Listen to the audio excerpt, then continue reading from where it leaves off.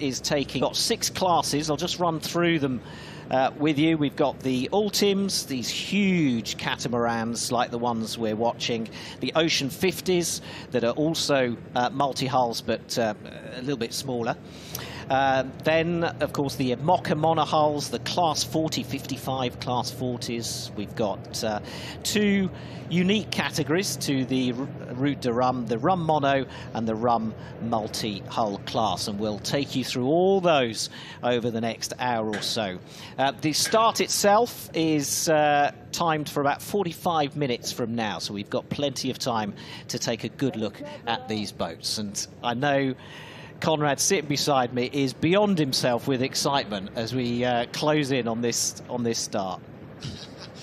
Well, I think just immersing yourself around this dock over the last few days, and in some ways I was a little pleased that the race was postponed because it gave me more time to inspect these boats. And of course my real passion is with the Imoca class, and so many good friends who are lining up for this race with new boats, with older generation boats, with foilers, with non-foilers, but also the Class 40s have a special place. I've done this race twice, I've dismasted twice, both in Class 40, so it was great to actually see some of those incredible machines. And we're getting a good view of the different classes. Class 40 here, 55 of them, as I said, and all of them will be looking at this race, you know, differently. So a skipper in an Ultim has a different priority and a different approach to the race from guys, you know, in Class 40s and certainly in the older Rhum categories. Very much so. The Ultims have a week. They have a week at sea. You know, some of those sailors are used to spending 100 days at sea, so they are just going to send these machines as fast as they can, as safely as they can across the Atlantic. For the Class 40 skippers, they're going to be at sea longer. They've got a couple of weeks. They'll get into their rhythm, their routine. They'll be thinking about their long-term strategy as well as the sort of next few days. And it's a different approach, but just so exciting to see them. And you can see why they call these the giants of the sea. That's Charles Caudrelier on board Edmund de Rothschild. 32 metres long, 23 metres wide, those Ultims. They are incredible monsters. And, well, from shore, even when they're way out, you can see them quite clearly. They're huge.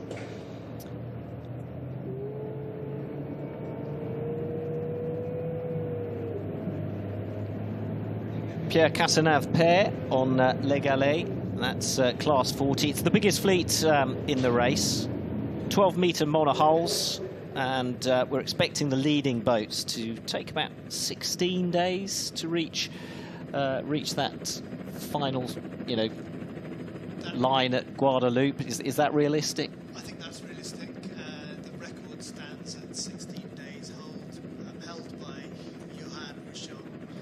And there's some new boats on the start line, and I think the forecast is such that we could see that record go.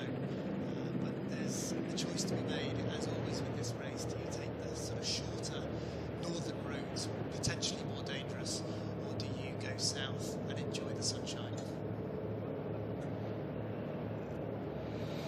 So the Rhum Multis. It's an interesting category, the Rhum categories. You've got multis and monohulls, and in many ways they're kind of the although the sailors are, you know, deadly serious about this race, they're also the most fun categories of boats because well, a lot of the sailors have been there and done it, and they're in older boats, and there's a large element of enjoying themselves. There is, but also there's a rich heritage to these races, and some of these older generation boats, some have even done the race right at the beginning. So, you know, when you look at someone like Philippe Dupont, who's sailing Florence Artaud's boat, Flo, in this race, he won this race, I think the second edition or the third edition of the race, and back on that boat. What an incredible story, and that's the rich tapestry of this race. It has everything. one of the Ocean 50s, Primonial, with Sebastian Rogue on board. This has 8 boats in this category, the Ocean 50. Just one non-French sailor. That's Sam Goodchild of Great Britain. He's on board Leighton. I'm sure we'll get plenty of shots of him a little bit later on. And I mean, it is a very French race. It is steeped in French sailing history, but it's never been so international. There are 25 sailors competing from outside France. They come from 15 different nations this year, covering every continent. And really, it's only the all teams and the Rhum Mono classes that don't have any non-French sailors in. So plenty to look forward to and plenty to follow for sailing fans all around the world.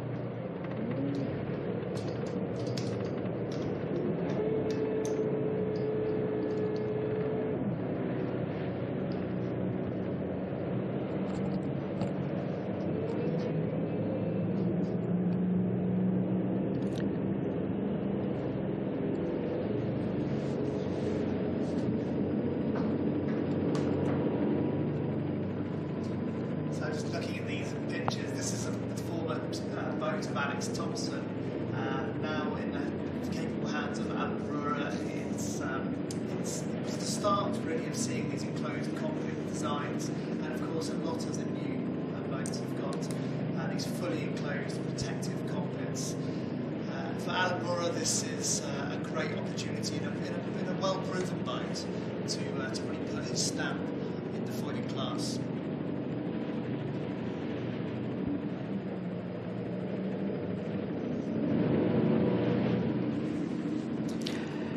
Now, the beauty of this start line is it is, you know, well offshore, but these boats are so big and so impressive that there is a crowd of thousands lining the seawall in Saint Malo because they can see what's they can kind of see in the distance these sails, and there's a certain, I don't know, excitement and nervousness waiting for this to start, and a lot of them are listening to the radio and watching it on the internet as well as they stand there in glorious conditions.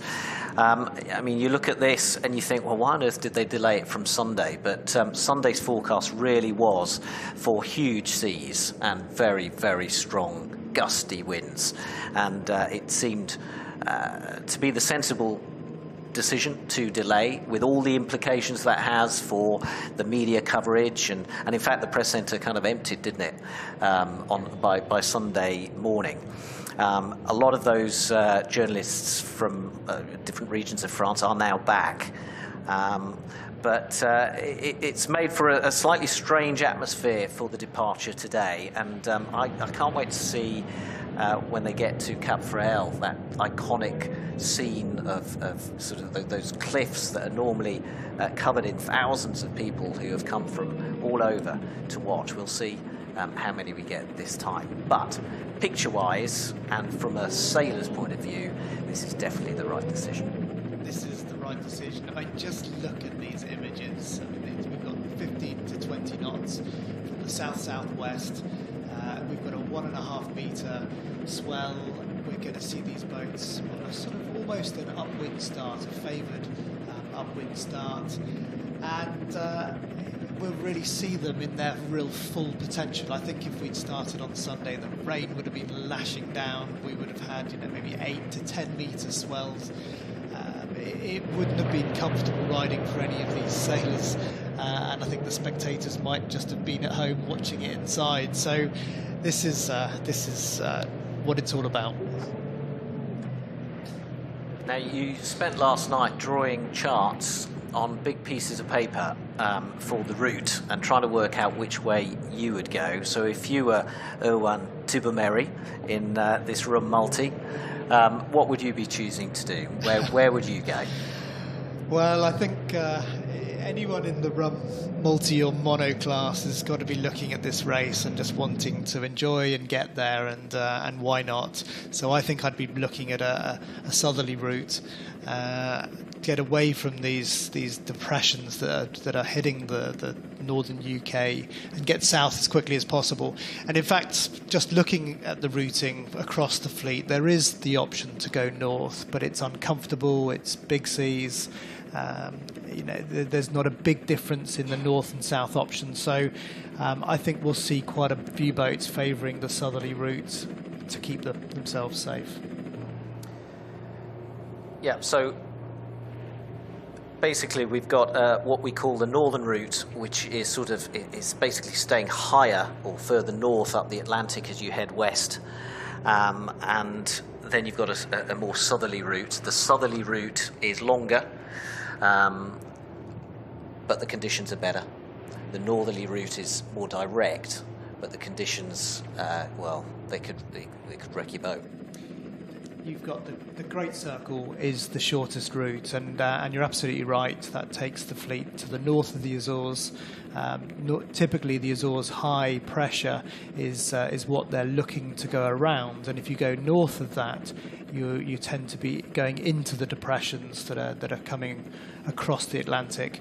But if you want to go south and around the bottom of that high pressure system to the south of the Azores, then you'll have faster trade wind sailing conditions, and ultimately, after the first few days, if they can get into those southerly trade wind conditions, they'll have a faster, more safe passage to Guadeloupe. Amélie Grassi there on La Boulangère, one of 7 women in this race. And I think the French fans looking to her to do well. Definitely one of their young up-and-coming female sailors. She was in the TJV last year, and we'll see how she gets away this time off that start line. And that start is just over half an hour away. So at this point, what's the sailors' role? What are they trying to do? They're going to be doing a few runs. They'll have worked out what configuration they're going to start with, and a lot of the boats have got, you can see they've got their full mainsail up.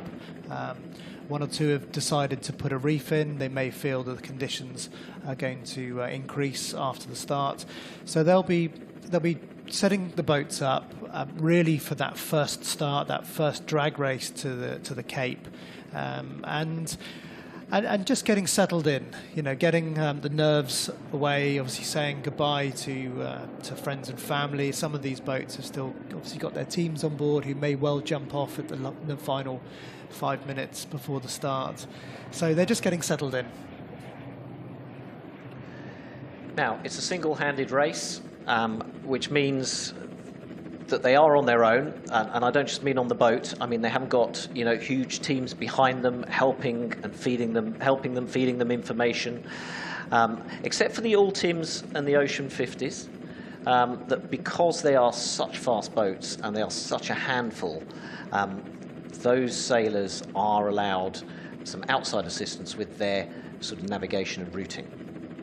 That's right. So the all teams and the Ocean 50s have a router, a shore-based router. In fact, they have quite often a team of routers who take it in turns, and they're feeding information to the skipper about the route, the weather conditions, what they're likely to see going forward, and so it's really vital for those teams that they've got great lines of communication, and they really trust their router. Let's talk you through that start. That's the order that they will be leaving that start line, 6.5 kilometers wide, with the multi-hulls up at the top of the screen there, and the Imokas to the south of the committee boat. Why do they do that? really just out of safety, and probably for the viewing audience to make things a little bit more clear. So the multi-hulls are going to get off quickly, and they need to get away fast. They don't want to be sort of getting caught up with some of the smaller boats on the start line. And because we've got 138 boats on the water, it would be carnage if they all put them on the same line. So it's as you say, nearly 6.5 kilometres long, one of the longest start lines I think on record, but it's to give them space to get clear away. And what are the tactics, you know, on that start line? It's a nice wide start line, and everyone wants to get away quickly. Everyone wants to have a good start, but it's a long race, and it's about pacing yourself. It is, and of course not being over the start line, because that would incur a penalty. So you know they'll obviously from a sponsorship and a pictures perspective, it's great to be on the front line for that photo moment, and all of these sailors are hugely competitive. But for something like the all teams, you know, they really have to wind those boats up quite far away. It's all about distance and timing to the start line. They don't want to have to bail out at the last minute. So you'll see, I think, you know, them take quite a conservative approach to this start line. Yeah, a sailor who will remain nameless told me once that either you're in the front 2 or 3, or you may as well be at the back on a long distance race like this, just to get yourself on TV and get your sponsors shown and keeping them happy. Pip Hare here on an IMOCA, and what a story she's had to be here, and what a great dream she has of making the next Vendée Globe. Just magic. I mean, absolute magic. You know, she's been a real champion. Just her whole story of the last Vendée Globe was epic, and to carry on with Medallia with a fantastic new boat for Pip going into this race. She's already had one solo underneath her. She's got a great team around her, really good preparation, and I think this is a good chance for her. She should really be confident in going out and nailing a result in this race. And part of that story was that, you know, she didn't have a sponsor almost till the last, you know, minute really, in Vendée Globe terms, just before the last race start, and Medallia came through in the end. But there are a lot of sailors out here who are not like the top big French names that we're going to talk about over the next couple of hours.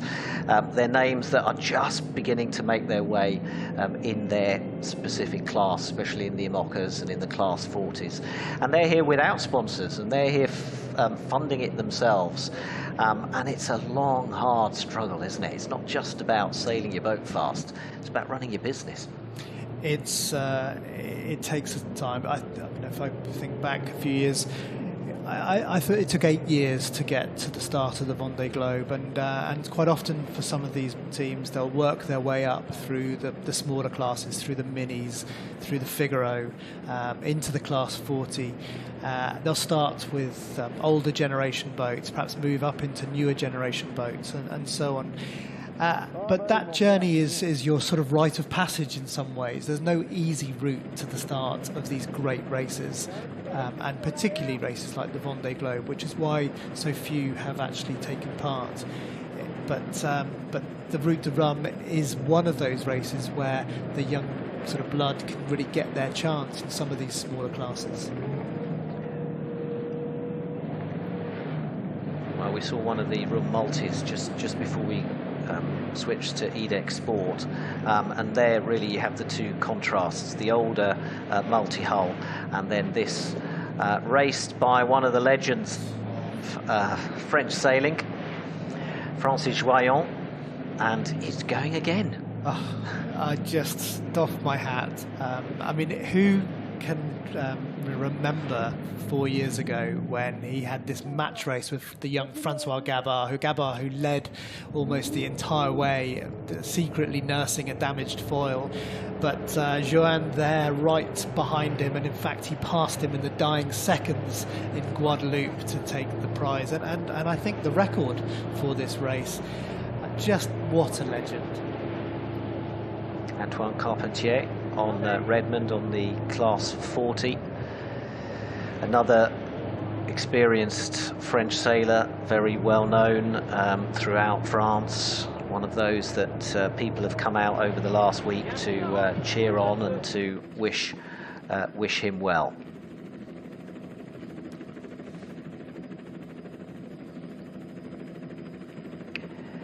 Now, just looking at the sea here and the sea state, is it as you were expecting? Yeah, very much so. So we've got a 1.5 metre swell in the bay here, and the wind 15 to 20 knots from the south-southwest. So it's picture perfect for a start like this. The boats will be fully up to speed. The foiling boats will be at their flying potential. And in fact, all the boats will get off to a good start in these conditions.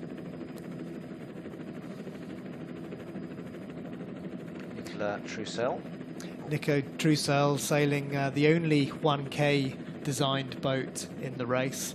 Of course, a prolific designer, and this is an exciting boat. Sadly dismasted in the Vendée Globe, but Nico's got a great team around him, and I think this race he'll be really looking to make his mark with this powerful IMOCA design.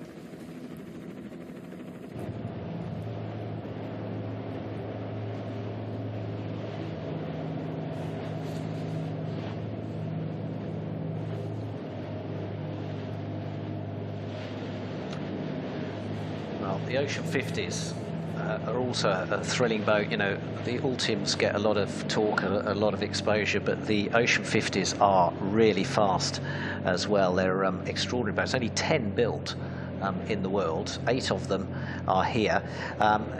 For the technical, they're 15 metres long by 15 metres wide, so slightly longer than a London bus, but they look huge when they're here in the dock in Saint Malo. And they're going to be amongst the fastest across the Atlantic. They are indeed. They're all sailed extremely well. There's a mix of designs. So we've got some from the VPLP stable, the sort of newer 2020 boats, and then some older Verdier designs in there. They're continually refitting, refurbing these boats, and of course young Sam Goodchild sailing Leighton, which is a 2017 VPLP. I think he'll be quite happy with these conditions. He likes going upwind. He's not greatly favoured on the sort of long downwind running conditions, but I think reaching an upwind are good for Sam, and I would expect him to enjoy this first day out. Yeah, the Rhum Multis, that category we were just looking at and still are, is for any 8 to 22 metre boat. It can be recent or vintage, that basically just doesn't fit into a typical ocean racing class. That's correct. I mean, the classes we've talked about, the 40s, the IMOCA, the Ultims, they're all subject to certain box design rules and so on. But then outside of that, you've got the Rhum Multi and the Rhum Monos, which don't conform to those particular classes. And so we've got a variety of different boats which will compete against each other, and the fastest will win those classes. And you've got amateurs rubbing shoulders with professionals as well, and indeed legends in that class. It really makes for some interesting following over the next 10 days. You have, and interestingly, in the last this edition, we're seeing even some production boats involved in this class. And my great friend Jean-Pierre Dick, obviously incredible Vendée Globe IMOCA sailor, sailing his own design in the JP54 in this class, and one to watch on this particular race. Back to the Class 40s, and well, another man, and it's interesting how that design has developed over the last decade. We took a walk down there yesterday to see them all moored up, and gosh, the most modern ones just look so fast. They look like real, racing vessels. And we were remembering when the first, the original ones came out, thought, well, they looked fast, but the new ones, my goodness.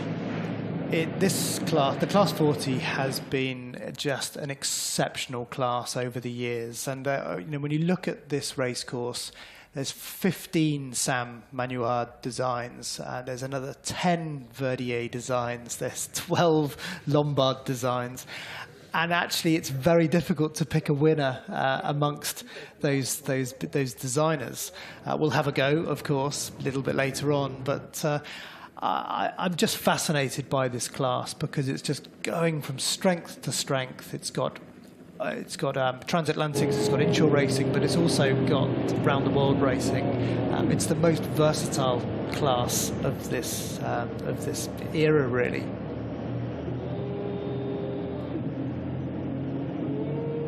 This is Jonas, whose sails are on the Volvo Class 40. He, as a competitor, is one to watch. Very, very successful sailor.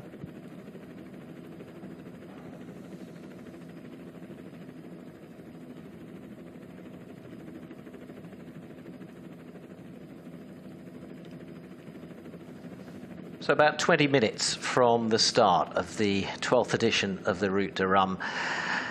And for people watching around the world, it's almost difficult to express how much a part of French sporting history and legend this race is. And I'll be honest, this is the first time I've actually been to Saint Malo to see it off. And well, I've just been stunned by how important it is to everyone, and literally the thousands of people who have visited the race village over the last 10 days, 2 weeks, to come and look at the boats and photograph the boats. And they all know the sailors. They all know what they're talking about. They're a very knowledgeable crowd, a very knowledgeable set of fans. It's almost a pilgrimage for these families and these people in France to come to Saint Malo. They book up their holiday lets, well in advance. This is in the calendar for a long time, and no fewer than a couple of million people will have walked through this village over the last 10 days. It's a sporting icon, this race, right up there with the big events, the World Cup, the Rugby World Cup, the Tour de France. It's certainly captures the imagination of the French population. There were visits from royalty, there were visits from senior politicians. I mean, everyone will be talking about this race in the coming weeks to come.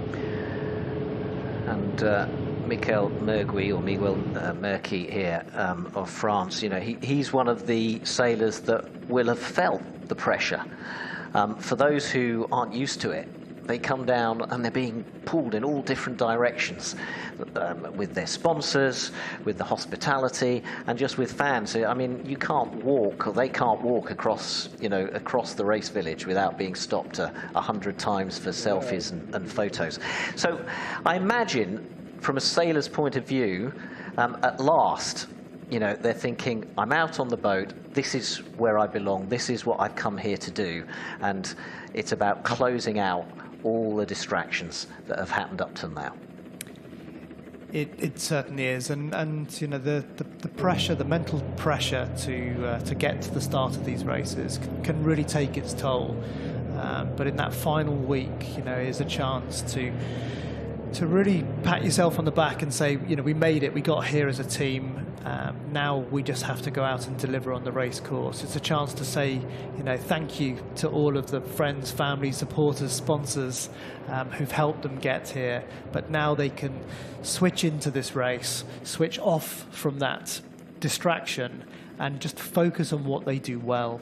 And for some of them, they don't like that sort of all that activity, that peripheral stuff, but if they can shut out the noise and get on this racetrack, we'll see their best performance. And I'm glad we got a shot of Martin Le Pape on his boat there, Foundation Stargard, because that's the one that we stopped and took, our selfies in front of yesterday, because it just looks so nice, doesn't it? So fantastically fast, that boat. So we'll see how it performs. It's one of the newer models, and also that scow bow seems to be getting more scow-like with every development.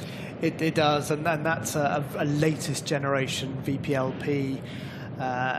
Martin has been a great Figaro sailor. He's come into this class, and I think there's high expectations. He's got this brand new VPLP designed boat, and certainly will start this race, as one of the favourites.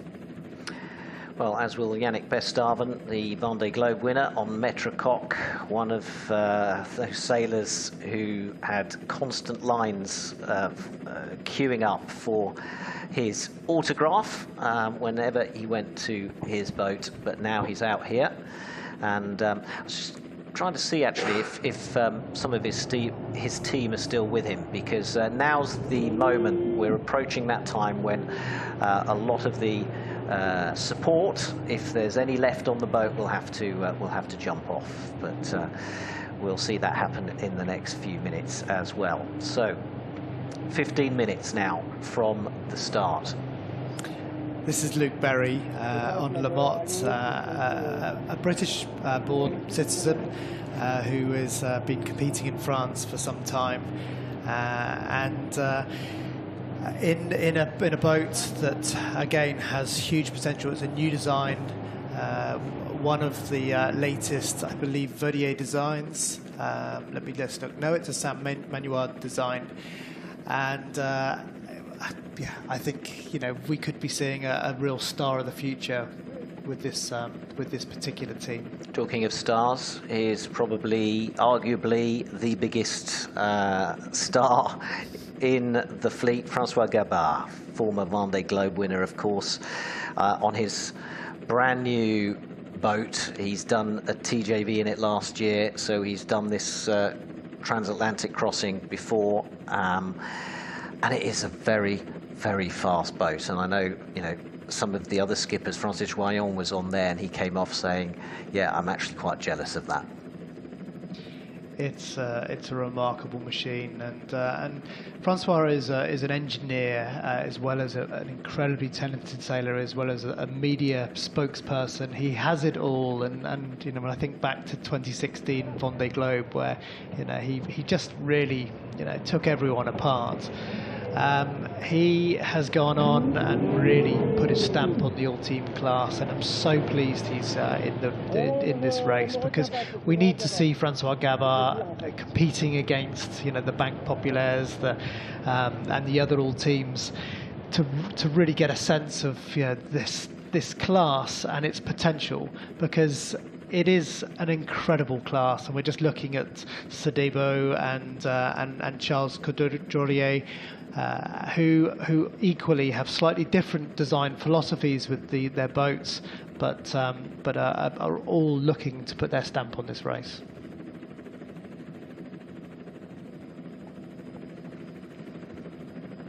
Well, they're now beginning to form up for the start. 14 minutes or so away, and we'll start getting they will start getting counted down very soon. We'll bring you that as the calls happen. So we've got Edmond de Rothschild there, one of the all teams.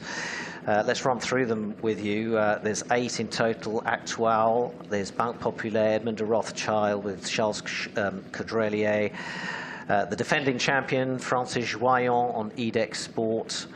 Arkema, who we're actually looking at now, is one of the Ocean 50s, and they're obviously going to be starting their race quite close up to the all teams as well. One boat we haven't mentioned is Use It Again, which is the only Nigel Irons boat, 2003, sailed by Romain Pila. And Use It Again is quite apt, because this is a boat, of course, was the former boat of Ellen MacArthur, a record-breaking round-the-world boat, and fantastic to see it back on the start line again. So I promised you pictures of people swimming. That is Sam Goodyear's boat, Leighton, and that's his crew just jumping off right now. And I think that's the moment when, well, you've been in that moment, Conrad. Is that the moment where it just suddenly dawns on you that this is it? You're on your own and you're heading across that Atlantic. Yeah, I think you're looking forward to that moment, but it's a chance for your sponsor or someone to be on the boat with you in those final few moments to really get a sense, and also for the media to get perhaps a journalistic view or a celebrity on board for those final moments. But of course, as a sailor, you're focused on that start. You're 5 minutes away. You just want to get going.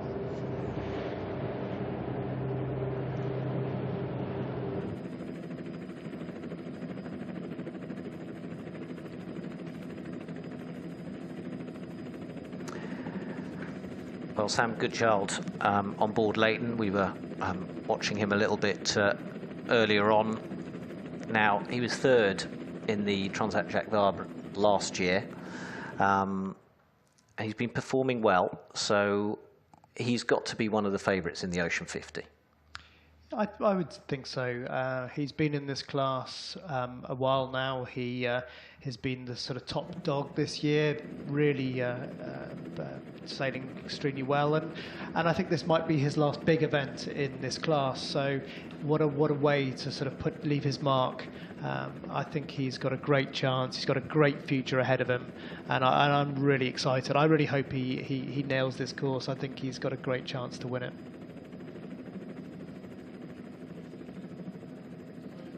So we're just looking at some of the IMOCA classes, and then in the background you can see some of those Class 40s closest to the shore. And this is Class 40 Project Rescue. Very competitive campaign. It's one of the newer designs. Axel Truin, he's been in the Class 40 a good time now, and I think he'll be wanting to get away cleanly and really show what he can do on this boat. So let's just have a little talk about tactics, because you've done a lot of thinking about what you would do if you were racing here, and maybe we'll see you again in 4 years' time taking part. So how would you start? Where would you place yourself on that start line, within the parameters of your class? Well, I think with this wind direction, they're going to have to line up for attack at some stage before this first turning mark. So, probably close up to the committee boat end. A windward start would be preferable. And so you can just get your ballast in. You can get the boat sort of set up and ready, and not being too many manoeuvres in those first few bits. But obviously, you want a clean start. If you can be on the front grid with clean wind, that is preferable. If you're late and you're a little bit buried behind the fleet, you're going to be suffering. So important for the Class 40s to get their timing right, to be on that front grid, and I think we'll see the IMOCAs doing the same. 5, 4, 3, 2, 1, top! Signal d'avertissement, 8 minutes. Warning signal, 8 minutes before the start. So the counter begins, and if they needed to have their minds refocused on the race, that noise, that sound coming through their radios will have done that. 7 minutes, 50 seconds to go to the start of the 2022 Route de Rhum. Vous a dit voilà enfin le grand départ. Alors à vous toutes et à vous tous, les 138 aventuriers de la mer, je vous souhaite une excellente course. Je vous souhaite d'arriver à bon port. Soyez prudents, veillez au grain.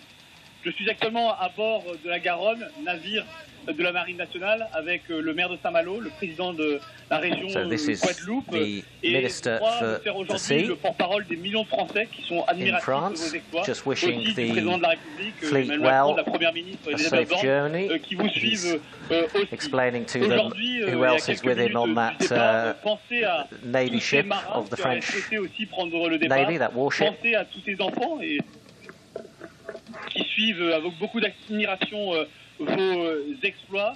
Pensez au fond à toutes celles et à tous ceux aussi qui souhaiteraient prendre face de rêve. Donc depuis 2 semaines, vous sur. Well, I think they've got the message. So the Minister for the Sea wishing everyone well and showing his the French government support for the race. I quite like that job title. I think it suits you, Conrad. Secretary of State for the Sea. Well, right now that's exactly what we do without getting too political. But yeah, the ocean has never needed a minister than before. Yeah. Right now we need all the help we can get. Anyway, there'll be a few more VIPs getting a word in before the actual start. But right now, isn't it an absolutely magnificent sight? Off the coast of Saint Malo here, stunning town, amazing views, and it is steeped in maritime history. Mainly privateers and pirates. That's what it was most famous for hundreds of years ago. It was a base for pirates for centuries. Explorers left here to populate places, well, as far afield as the Falklands and Canada. And then, of course, ships bringing spices and rum from the Caribbean, which is where we get the name Route de Rhum for this race, the old rum route from the Caribbean. Dernier rappel, libéré le canal 72. 1 minute pour le signal préparatoire. 1 minute preparatory signal. Just magnificent pictures of the Class 40s and those wide shots. You just get a real sense of the scale of this event. 138 teams. I mean, there has never in the history of this race been so many boats, and in fact it's the biggest transatlantic of all time. So we're in for a treat. We've got another sort of 6-7 minutes to go. It's counting down, but you can really sense the expectation and the excitement. So yes, there's a long way to go. You're 3,500 miles at least. That's a direct route, and at least 7 days for the fastest boat. It'll be about 2 weeks or more for the slower boats. So there's a long way to go. But very interestingly, Charlie Dallin on a Pivia, you know, the man who's won everything in the Imoca class this season, he said that actually the start is crucial. If you start the Route de Rhum well, it kind of foretells how you're going to do later on, and no one who started badly has ever won the race. I always used to think, and still do, that if you start well, you set the expectation, you create the pecking order. You're in that front grid. If after the first 24 hours, 36 hours, 72 hours even, you're still in that front row, then the pecking order starts to be established. And if you're not in that front grid, you're starting to get overtired. You're starting to work hard to not be left behind, because the front runners are keeping the pressure on all the time. So it's important, particularly in a fleet of this size, 37 boats. If you're on the back grid and you don't get a good start, it's going to take time to just even sail up through some of these boats and get through them. So I would expect all of those top teams, to try and win the start. Now the whole fleet will cross that start line, and then we'll head westwards along the English Channel to Cap Frail. It's about 15 or so miles from the start. We expect the fastest all team to be there in just over an hour's time. And at Cap Frail, there's a race within the race, and basically there's a trophy for the first boat in each class to cross that start line, or cross the line at Cap Frail. Then they continue along that Brittany coast, and then it's basically a left turn into the Atlantic. That's right. So with this wind direction, there'll be an upwind phase to Cap Frail. And then from there, I suspect they'll tack over onto port. They'll be heading westward, but slightly north along the French coast, looking for shifts, looking for a route to stay close to the French side. Obviously, lots of current along this coast, so looking for those current gates and opportunities to keep ahead. But then once clear of the French coast, then they've got to decide, am I going to continue on a northerly track across the English Channel, or are we going to try and head south? And I think they will have decided that prior to the start, but it'll be interesting to see what happens at that point in the race. So now the tension is really building on board the start line. The start line now approaching fast, and some of these boats are too close to that start line. You can see the red buoy moving into the middle of the screen, and that is why they're now they're turning and moving up that start line. They don't want to be across early, or they'll pick up a penalty. Ian Lipinski on Credit Mutuelle. Obviously too early. He's one of the favourites to win this Class 40. And what do you do at this point, 30 seconds from the start, and you're in that position? Well, 30 seconds to go. I mean, look to me like some of these boats are going to be over the line. And, that mark may not actually be on the line, but it's certainly with 15 seconds to go. Well, I've just spotted at the top of the screen, there's the grey ship, which is the middle of the start line. 5, 4, 3, 2, 1, départ! The Route de Rhum 2022 is underway. A few boats over the start line early, but the majority of the fleet with a good start, and they're heading off down the channel and into the Atlantic for 3,500 miles of tough racing. It's going to be a race of two halves, really. It's going to be choppy seas and strong winds early on, and then those will subside as they head south into the warmer climates and head across towards the Caribbean. Il y a des départs anticipés. Il y a des départs anticipés. Les départs seront annoncés plus tard.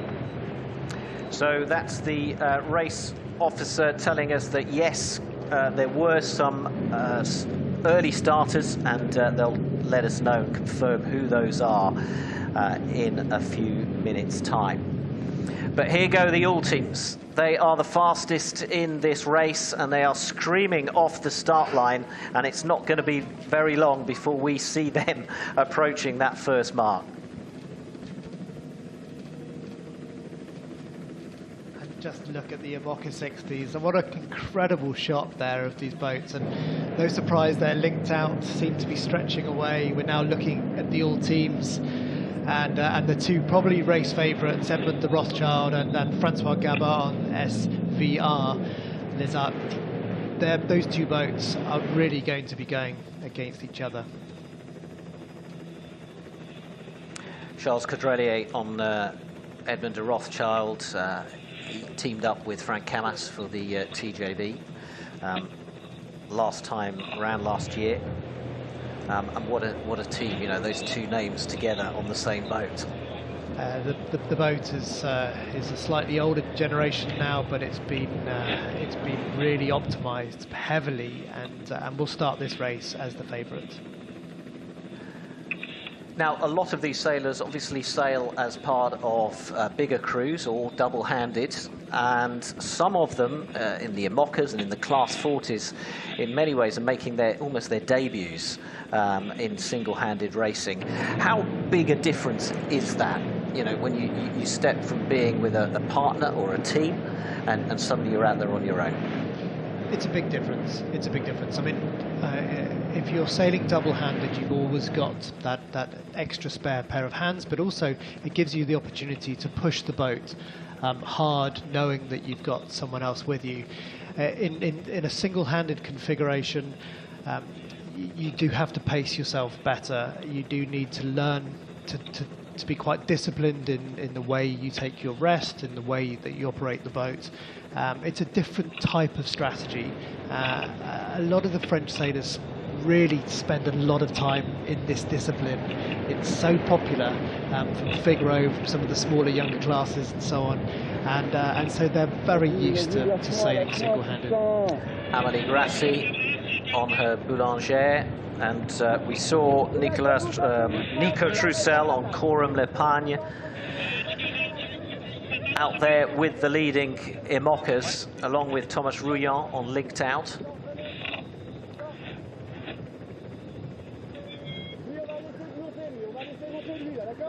And all these sailors will have started this race with a plan, because you can't be sitting there making your plan up now. It's all too fast, it's all too furious.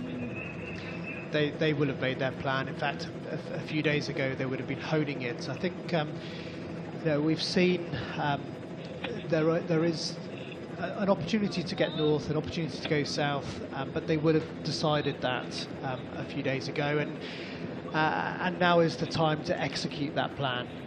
I wouldn't expect any significant variation.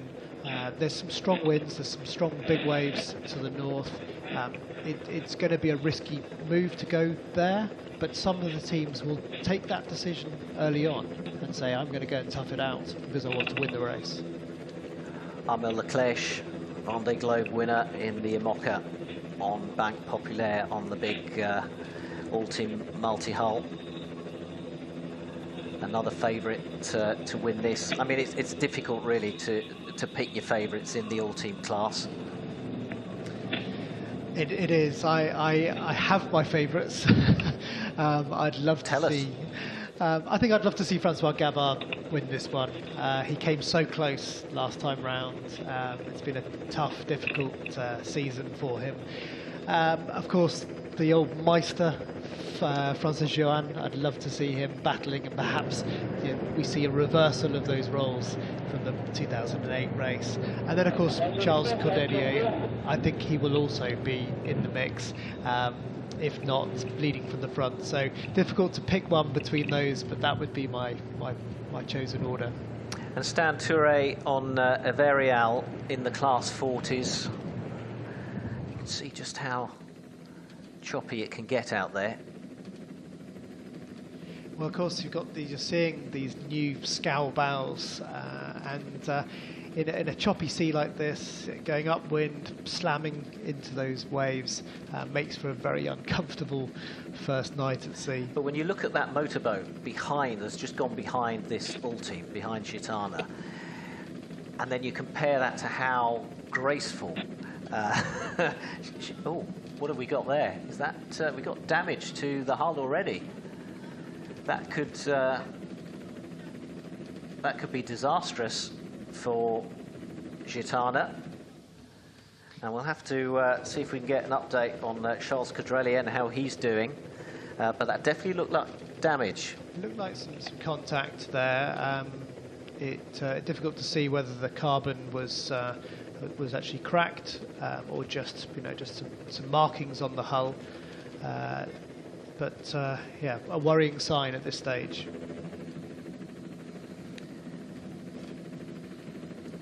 So again, Francois Gavard, 39 years old now, darling of French sailing fans. And, well, just reputation as a winner. Wins pretty much everything, doesn't he? But he hasn't actually competed in a single-handed race since the last Route de Rhum. That's a very long time. And his boat, only 18 months old. How well, does he know it? Does he still need to fine-tune it? There's a lot of question marks around him.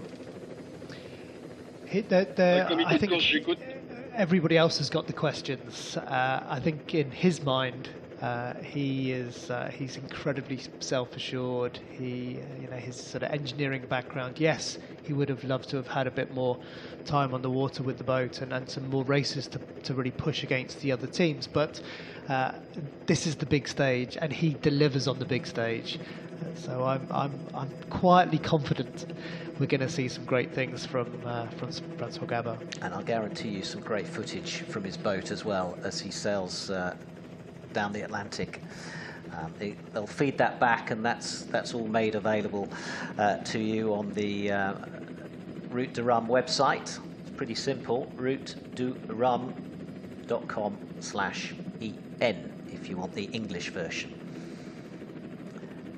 Those pictures of Thomas Coville driving Sodibo and ducking under that wave, but he's in a unique vantage because he sat there in front of the mast, the cockpit, driving that boat. And by contrast, in the Rhum multi-class, one of the older boats, I think from memory dates back to 1980. I'll check that in a moment, but it's just wonderful to see, and look how much smaller it looks, how much smaller its sail is, but he will be happy on happy.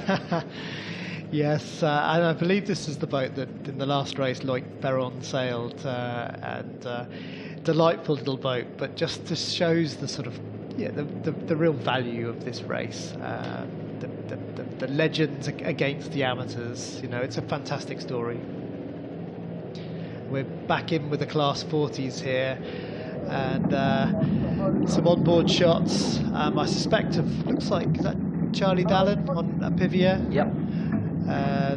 Working hard, going through some manoeuvres. It would be interesting to see where he is. Did he get a good start? I didn't quite see, but if we look at this Imoca class, it's a race of sailors, but it's also a race of designers. We've got 3 or 4 design teams now that are vying for this championship. We've seen cycles of design, but this race in particular, we've got, I think, 3 design philosophies that could win the race. And you're going to ask me what those are. Go on then. Well, this sort of scowl-shaped bow from the Saint Malo design stable. My favourite of the boats are the Verdier designs, which were very prolific in the last Vendée Globe, and of course the VPLP stable as well.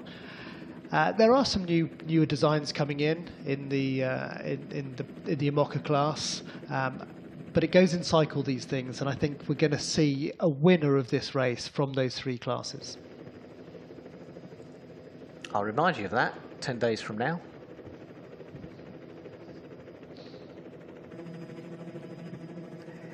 So we're with Francis Joyon on EDEC Sport, looking to make it 2 wins in a row in the Route de Rhum. If he manages that, he'll be one of only 2 who have won it back-to-back in a multi-hull. That's right, Laurent Bourgnon, who won in 1994. I was about to test you. And in 1998, I've still got a picture of Laurent on my wall at home, sat out on this outer hull with all 3 hulls, sort of out of the water. I think he might even be smoking a cigarette. He's certainly just there, sailing this boat. He was just incredible over there, dominated the scene for that period of time.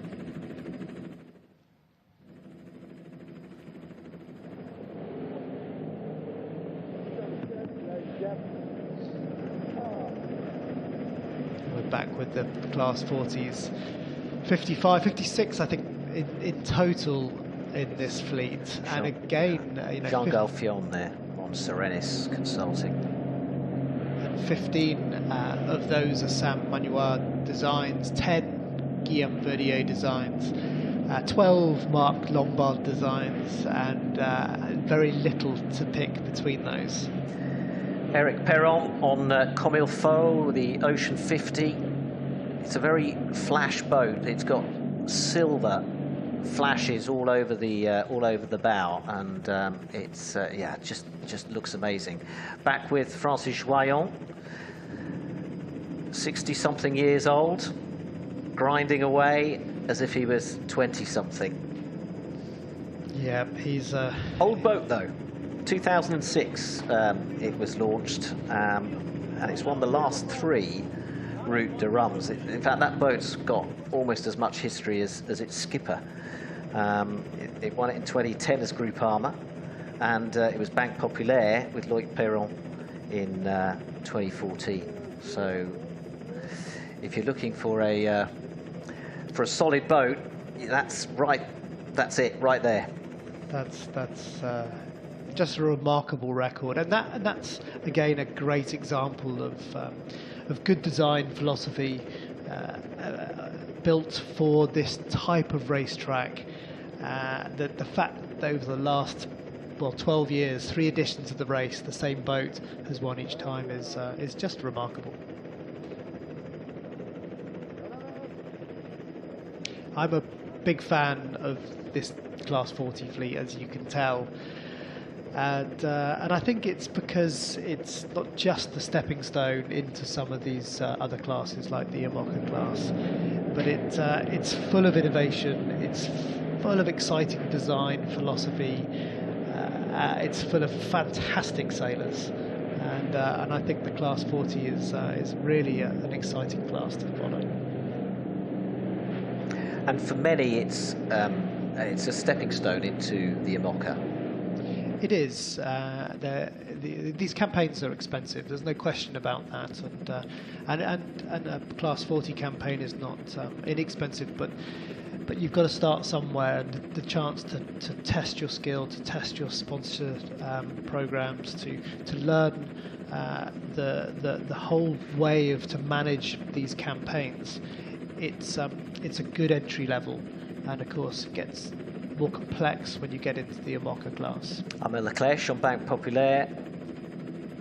I was listening to one of his press conferences earlier this week. He said he's basically got 2 missions for this race. The first, he just wants to bury the memories of his capsize 4 years ago in the last race, and the other is payback time for being beaten by Charles Caudrelier on Edmond de Rothschild by just 26 minutes in the Finistère Atlantique race recently. So he's got 2 big missions on his mind as we watch Sedebo with Thomas Colville at the helm. Another huge name in French sailing, competing in this race for the 7th time.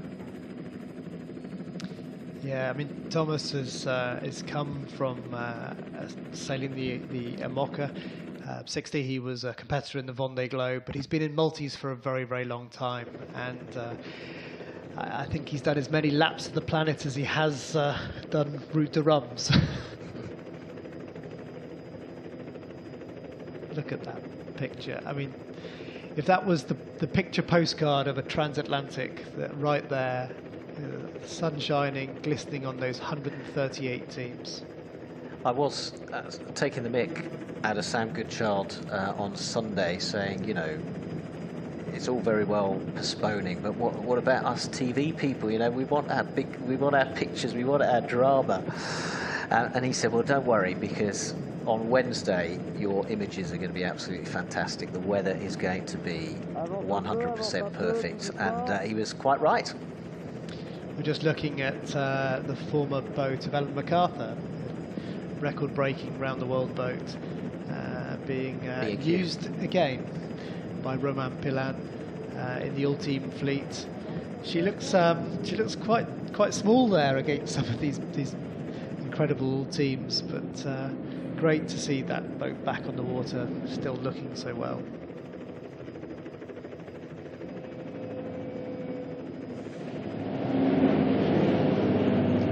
Back with Linked Out and Thomas Ruan, and he'll be hungry for this race. He knows he's got the tool. Both him and Charlie Dallin have got their sort of tried and tested designs, Verdier designs, and I don't be surprised to see Thomas leading from the front.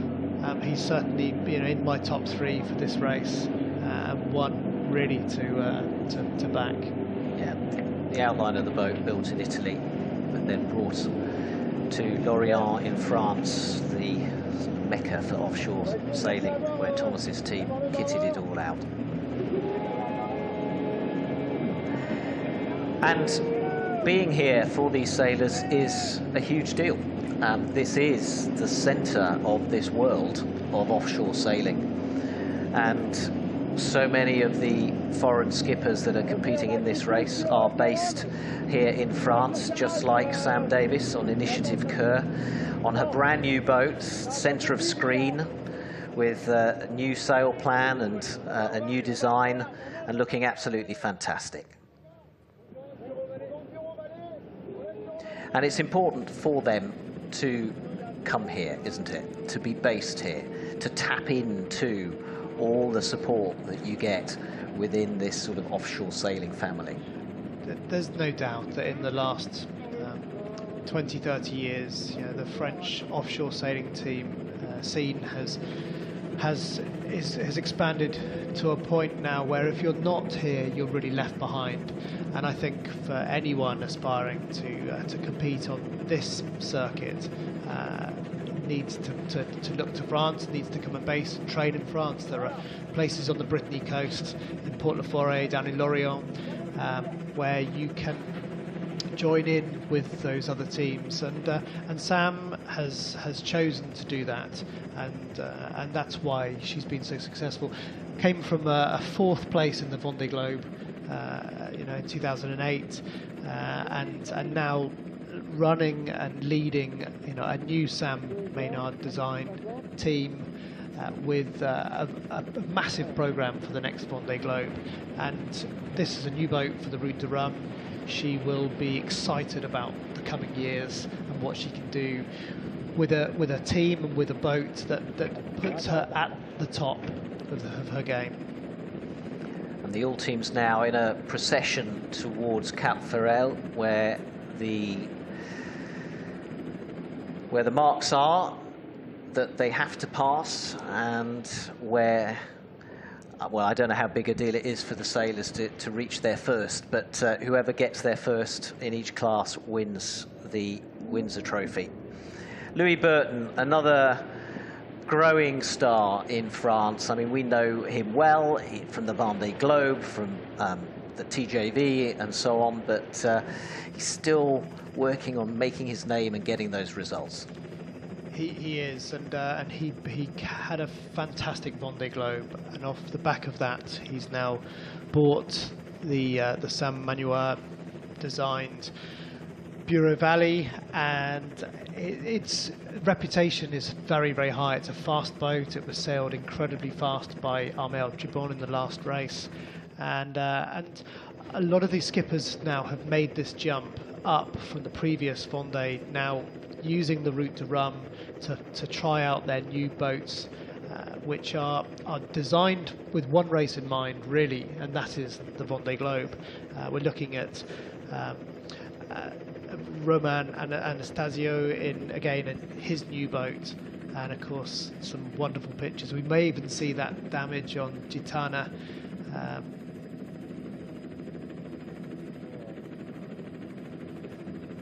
So let's have another look at that hull, because we're just hearing that there is no issue on board Gitana. That does look like just superficial damage to the hull, so there's nothing to worry about. Charles Caudrelier is well on his way on Edmond de Rothschild Gitana, and there is no damage to that hull. So relief all round for his team.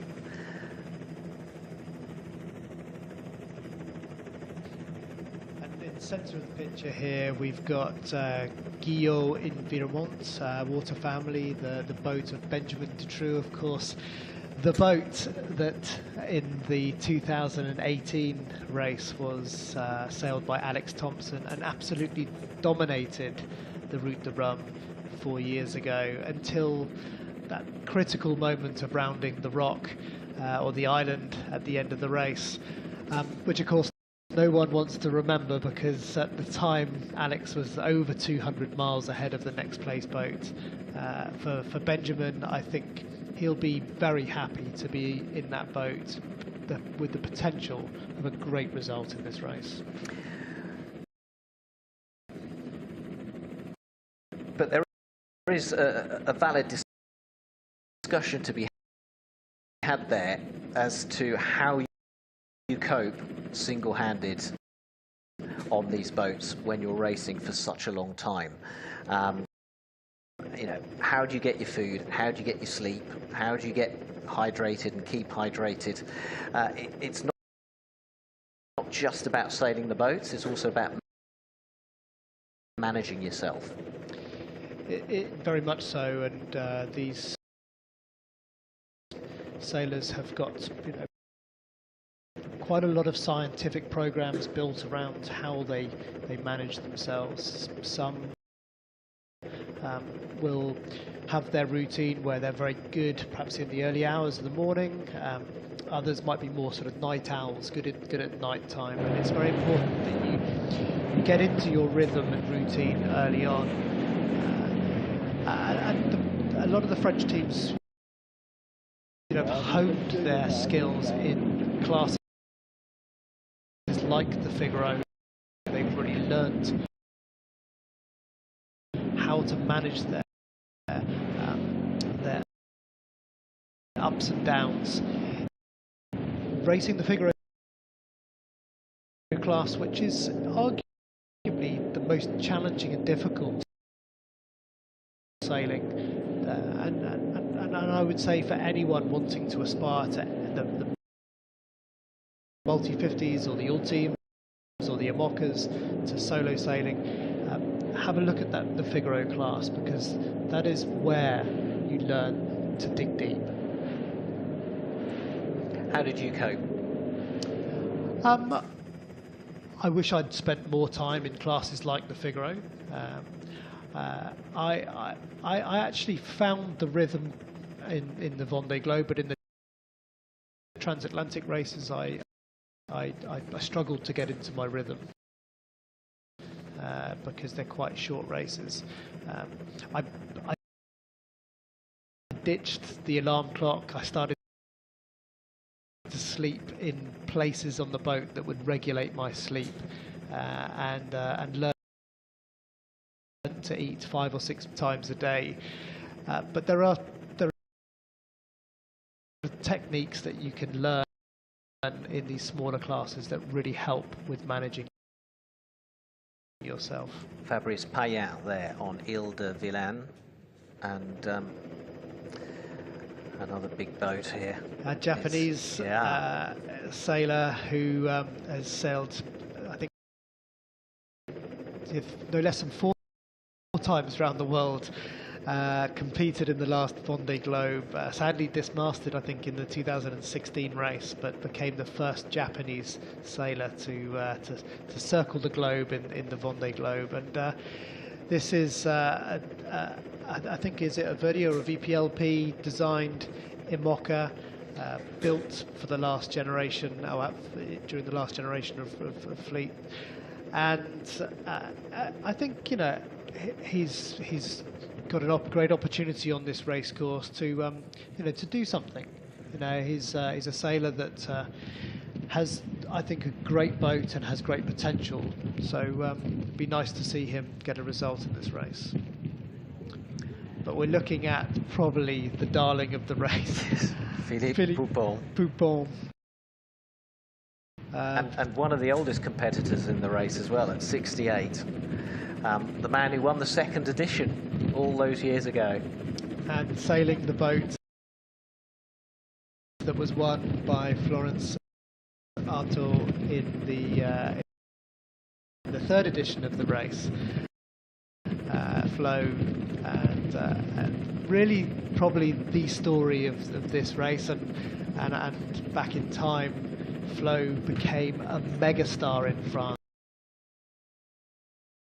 after she won the Route de Rhum.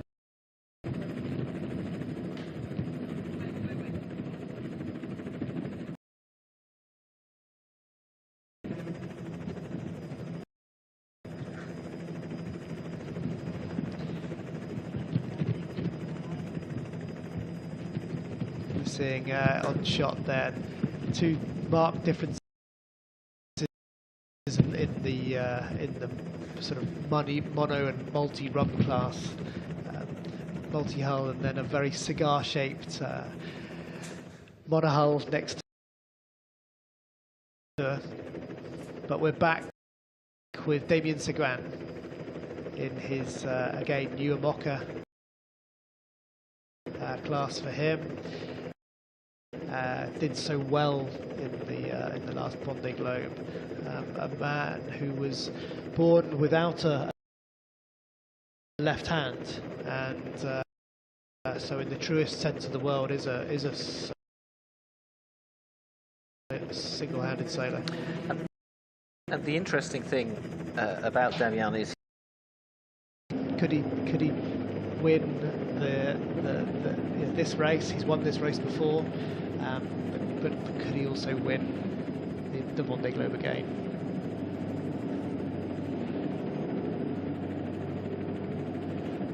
Slightly difficult to work out who's leading at the moment and who isn't. We could make a guess that Edmund de Rothschild might be out in front, but in these early stages and with the camera shots that are coming in, it's just a little bit about sort of getting a feel for the race and getting to look at these amazing boats. But with time, and as we approach Cap Ferrel, we'll get a much better feeling and a much better overview for the leading pack and who's in it and who's struggling further at the back of the fleet. But certainly the all teams are out in front, and as you'd expect, not much in it in these early stages of this 12th edition of the Route de Rhum.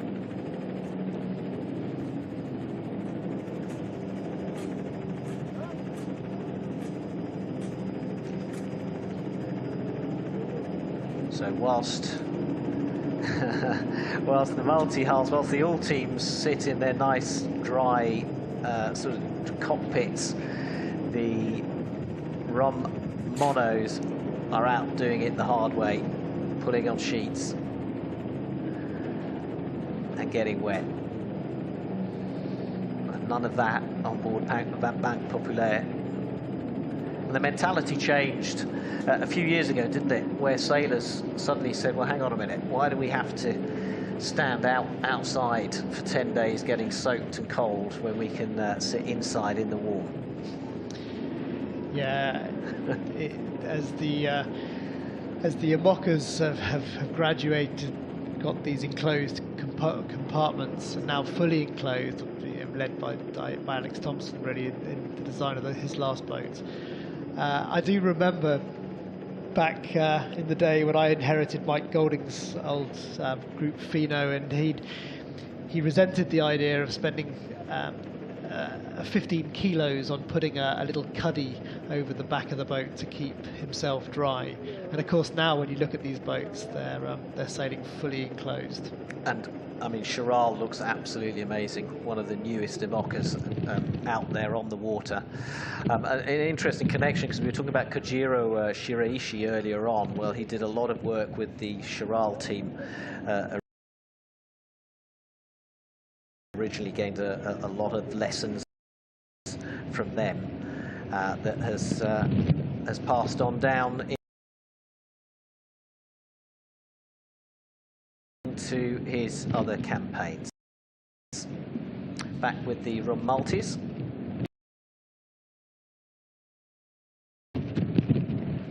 Yeah, this is one of the production Rum Multis. A stunning view of the Bay of Saint Malo with the coast of Brittany in the far distance. You can see the rain coming down. It's been, well, very autumnal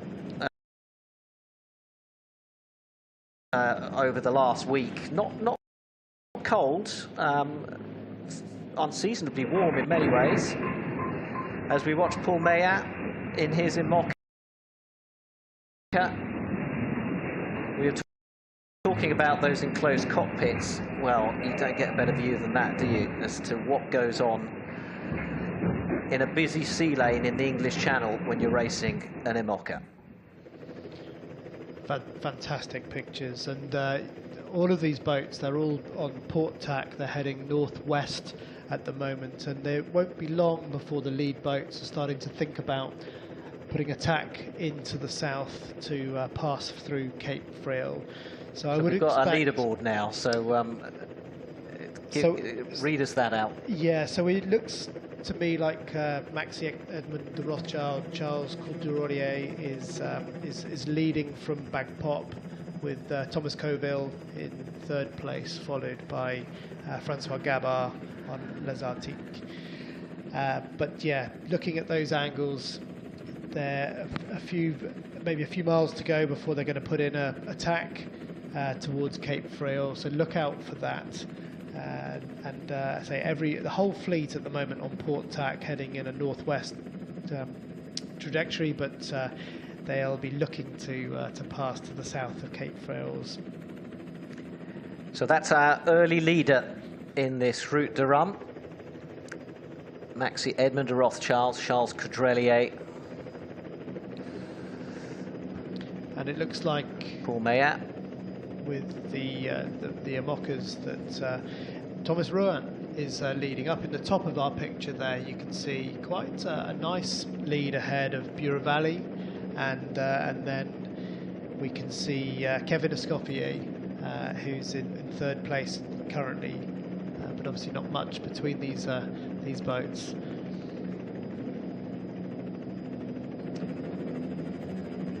Wow. So it's about 10 to 3 here in Saint Malo. So we've got about an hour and a half. They've got about an hour and a half to 2 hours of daylight yet. Once they reach Cap Ferrat, and once that kind of craziness is all over, how do they settle into the night? Well, there won't be much settling in tonight because of this wind direction. There'll be tacking along the French coast, I suspect.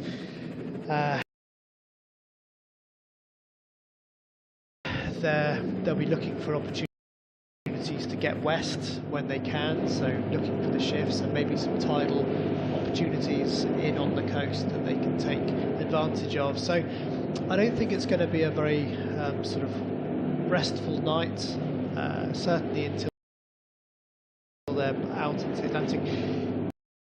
You've also got the exclusion zones to navigate, whether you go north or south of those traffic separation zones. A lot of shipping in the English Channel, so for the first really 24 hours of this race, it's actually very, very stressful.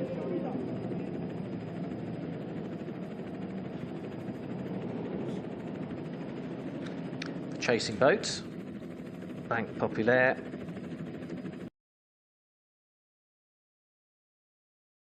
Armel Leclerc. The Jackal. Not a man you want sitting on your tail.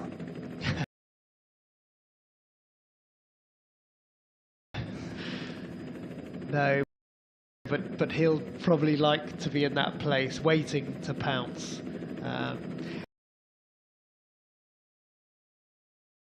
Interesting, I'm looking at the wind strength on the water there, and it looks like it's dropped a little bit. These boats aren't currently foiling up on their foils. Little hatch there that Armel's poking his head out of, looking at the sail trim, but it looks like the wind has dropped a bit from the forecast I saw this morning.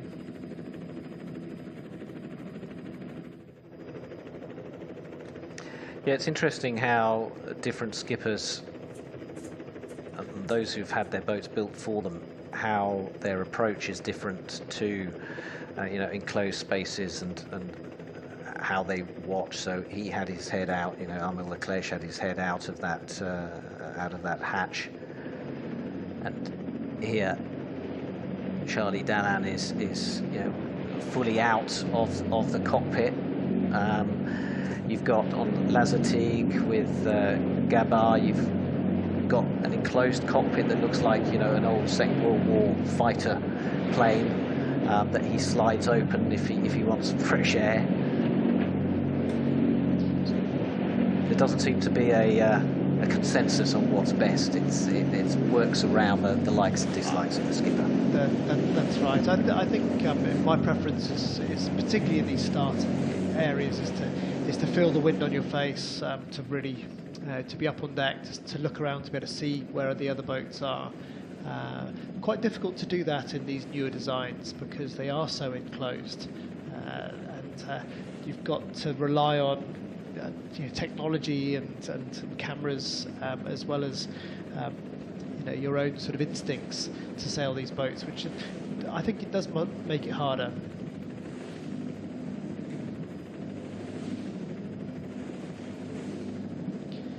So Thomas going really well in this opening exchange. He'll be really happy. I mean, it looks like between those top 3 boats, he's right up there, going fast. I mean, look at that picture of him driving that boat in front of the mast. I mean, he's got great visibility. If you consider the differences between these two teams, Francois Gabard's in a sort of his aircraft cockpit, and then there's Thomas Coville almost stood in front of the mast with great visibility in front of him.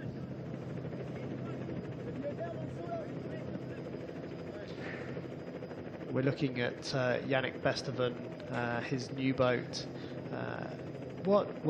Just fantastic to finish that race in the Vendée Globe in the way and the manner that he did in an older generation boat, and then to get straight back in, build a brand new boat for the next edition of the race. I'm so pleased for him. He's one of those sailors that has been in all of the classes. He's been in the Class 40. He's come from the Mini Transat. He's gone into the Amoca. He must be sort of nearly 50 now, in his late 40s anyway, and yet he's really dominated every class that he sailed in, and really no surprise that given the right tools for the Amoca class, he's the champion and the one to beat. 49, so you're spot on. 49, yeah. And we used to say in the race like the Vendée Globe, it was, you're at your peak in your sort of late sort of 30s, early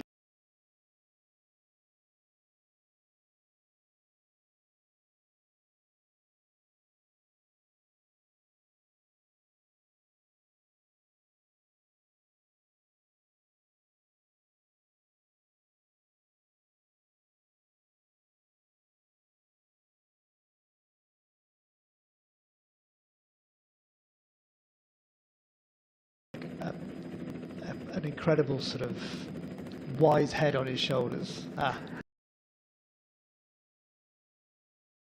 Program for the Vendée Globe, but also a program to do the ocean race. And you do wonder whether some of his design philosophy has been taken with that in mind. He was 5th last time in this race, so he's looking to do better than that, but that was fairly impressive for his first race back in 2018. But he's another one who's come up, through all the small boats, and he started, 20 years ago or so in the Mini Transat and won that. One of the youngest competitors in that race. And we were talking about this last night, weren't we? The sort of the pedigree that you need and the experiences you need. You can't just step into one of these big boats and do it single-handed. You've got to work your way through. And you've got very experienced sailors. We've only seen a very quick shot of her. But the Swiss sailor in the Amoca class, who's got huge experience. Justine Matreau, yeah, thank you. Huge experience in sailing. She's done the Volvo Ocean Race. She's doing the Ocean Race next year, and I was stunned to read this is only her second single-handed, race of this caliber. But I think she's come from the Figaro, and I need to check where she was positioned in the Figaro. Someone will, I'm sure, point it out. But when you've been through that school and then you jump from Figaro, perhaps with an ocean race or two, but then into the IMOCA, that is a natural pathway in France. And a lot of the IMOCA sailors will go back to the Figaro when they finish these great races to keep their skills up, keep training.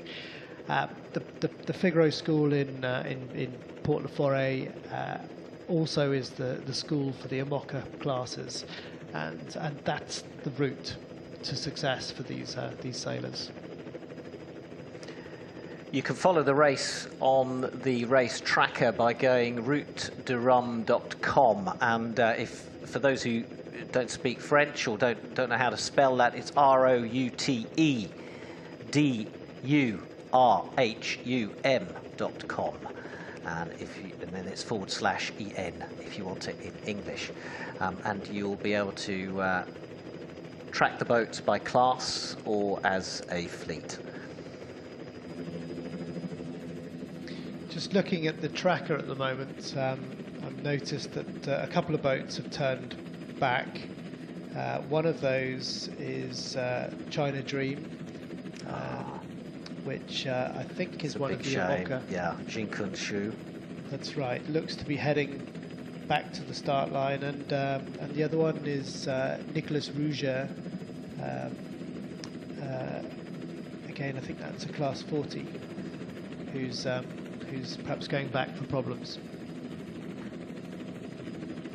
So there is a window, a starting window, which allows boats to go back for repairs back to the starting port, and as long as they leave within a certain time frame, they are allowed to do that. So it is possible we'll see the Chinese boat back in the race. But right now we're with one of the most beautiful IMOCAs, I think, of the fleet, the brand new Initiative Cur of British sailor Sam Davis. And the Initiative Cur, we should explain, is a charity in which, well, if you go on Facebook and look it up, you'll see that by clicking likes and by following them on other social platforms as well, the syndicate that is behind Sam's boat will donate €1 for each click. So every race is generating a huge amount of money to help operate on children that have got heart problems in less developed parts of the world. So you're wondering, looking at this picture, where Sam is, and I'm guessing she's somewhere inside the boat, but they're looking at the navigation. They're actually coming up to the point when they're looking to tack from this port tack onto starboard tack to go through Cape Friel. I can see that Gitana and the all teams have already tacked over, so they're now sailing in a sort of southwesterly trajectory.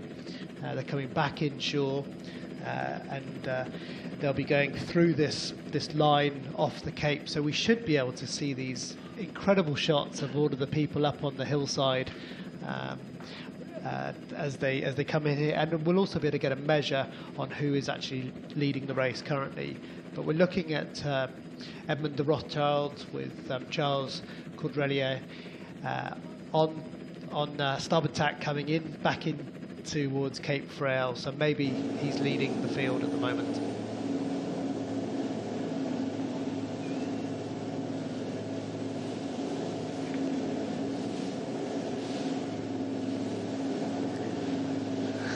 Some of the race support team enjoying themselves on that rip.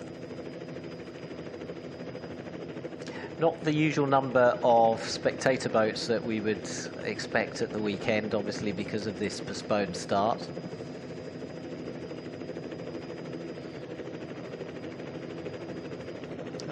We're looking at a Rupert Henry, Australian class 40 sailor, and sailing a fairly new designed IMOCA. You can see no branding on that boat, so he's obviously hasn't got a sponsor at this stage. 11 non-French sailors in the class 40 out of the 55. We've got Croatians, Italian, Swiss, South Africans, the Australian we've just seen, Americans, British, and a Belgian, all sailing to glory in the class 40.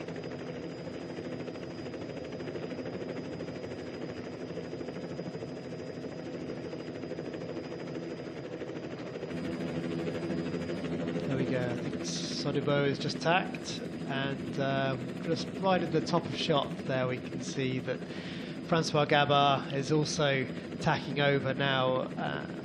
We get a sense of where they are position-wise, and I think Gitana, maybe Bank Pop, Sodebo and Francois Gabard is the order. And how big a manoeuvre is a tack on one of these huge all-teams? Well, I mean, you've just seen a really good example there. If you look at Thomas Covey on Sodebo, he's still trying to get his Genoa set, whereas Francois Gabard tacked that boat like he would a dinghy. So that's the difference between the latest generation and the older generation, which makes it even more remarkable when you see people like Francis Johan sailing these older generation boats, because physically they're more difficult, I'm sure, to sail. Jules Bonnier on board Nesten in the class 40. And that scow bow even a real help when they go into the Atlantic and start heading downwind. Yes, I mean they will promote planing, early planing. The tendency to bury the bow is with this great volume as they're going downwind is better, but the design philosophy is to create a maximum amount of stability and righting moment within a fixed design rule, and that's why we're seeing these shaped boats. And so really fast downwind, uncomfortable upwind. Fast downwind, less comfortable upwind. And you can see from those pictures, a lot of slamming when you're going upwind, but huge amounts of righting moment on these boats, which enables them to carry their full amount of sail for longer. And there we go. Yves Leblevec on Actuel. So he's clearly just put in a manoeuvre there. Yeah. He's tacked as well, by the looks of things, and so he'll be down there. The bigger they are, the slower they are as well to pick up that speed once it's lost. And we talked earlier about weather routing and the importance of weather routing these giant all teams. They want to minimise the amount of manoeuvres they have to do, because this is debilitating for the sailor. They use up huge amounts of energy reserves doing these manoeuvres, and so their router will be very mindful of that and not wanting them to put through too many tacks and jibes. Now, what are they eating? Because the really long distance races around the world, you're looking at freeze-dried food the whole time, and but on this race that, well, for this boat could be over within 7 to 10 days, what sort of food do they take on board? Can they afford, weight-wise, to take on some luxuries? Oh, for sure. I mean, there's always the balance between morale and weight, and for any yacht race, you would argue that if you can keep the boat as light as possible and not suffer the consequences of morale. But I think on a race like this, there will be a few luxuries in the grab bag, and for most of the French sailors. Yves up there, he's shaking his reef out, so he's tacked the boat. He's decided now he's going to take the reef out, go for a bigger sail plan, and so this is tough stuff. I mean, this is where these sailors will get really tired and will need the calories. He'll be looking for that grab bag to refuel straight after this.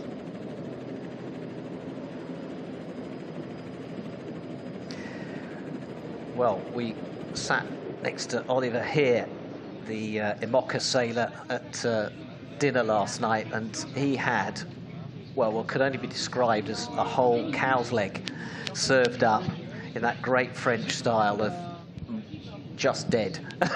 Yeah, certainly rare.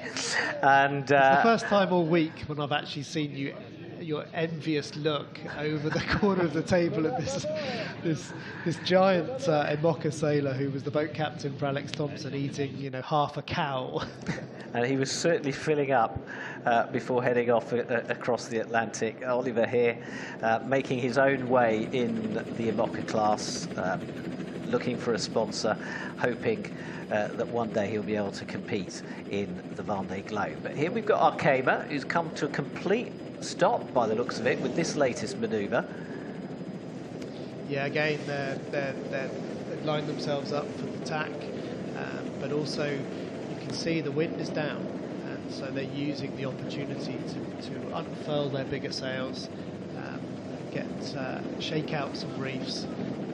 You've got Actuel in the top of the picture there, still trying to get the mainsail reef shaken out, and it's an interesting dilemma, because they could have started, maybe they could have started the race with their full sail, and maybe they weren't expecting the wind to decrease as it has done. But of course, this is energy sapping for these sailors to have to make these manoeuvres.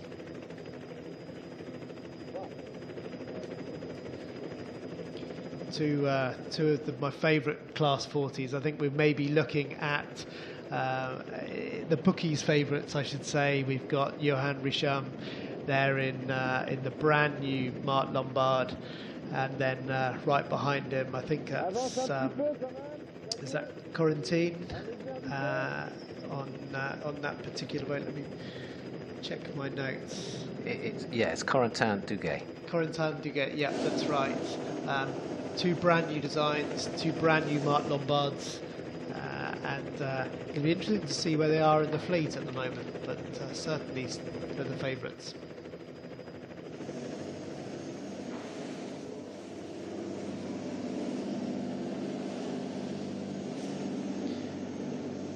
I think you'll be pleased to see that, according to the tracker, Amélie Grassi on La Boulangerie Bio is currently leading the Class 40, or at least she's closest to the next waypoint. Johan Richon on Paprec Arkea in second place at the moment. Back du Le Mans, Simon Costa third. Project Rescue Ocean, Axel Trehin in fourth. Those are your leading four boats in the Class 40.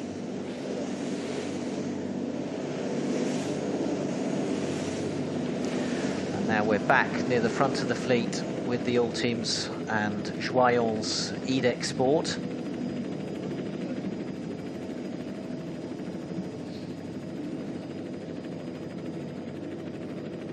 Such an experienced sailor. He's really done it all, won nearly everything, and looking to win this race for a second time running. So Gitana Edmund de Rothschild attacked fairly early on, and you can see from the tracker that he's got a nice little jump here coming into Cape Frail, and will be very, very happy. Seems to be in a bit of a class of their own at the moment with the manoeuvres they're doing. She, as a boat, has also been on the foil most of the time. So this is our leading boat, and this is the All Team of Charles Caudrelier approaching Cap Frail.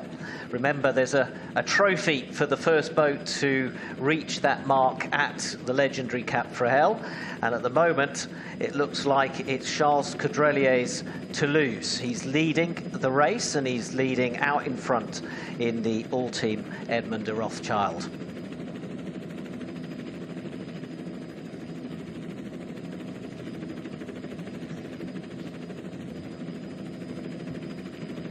And you can see in these shots that those boats that have started the race with a reef in the sail are now suffering because they're needing to shake those sails out. So their strategy perhaps wasn't quite right at the beginning.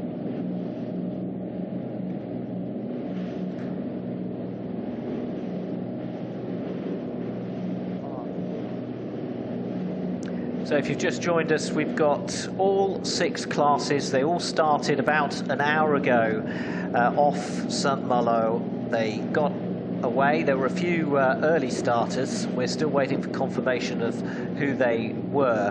But on the whole, the fleet got away nicely about an hour ago. All 6 classes in the Class 40, in the IMOCA, in the 2 Rum classes, the monohulls and the multi-hulls, and in the Ocean 50s and all teams. Those are our 6 classes in this Route de Rhum race. And in front of us now, we're seeing the mark at Cap Frahel. And the first boat there will win the Cap Frahel trophy before the rest of the fleet continues on through the channel to the Atlantic before heading off to Guadeloupe. Out in front then, Maxi Edmond de Rothschild, or Gitana as most of us know it, Charles Caudrelier at the helm.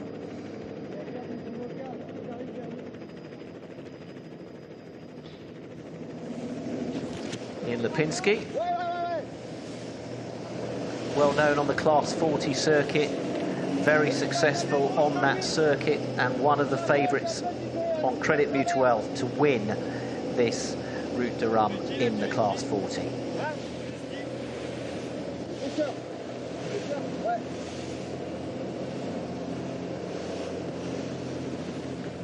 Wow, look at that incredible imagery of Edmond de Rothschild. She's absolutely smoking along here. You can see that the sea state looks a little bit rougher. Maybe there's some currents and wind against the tide here as they come in onto the Cape. But absolutely dramatic shots of this boat as she's coming in here at full tilt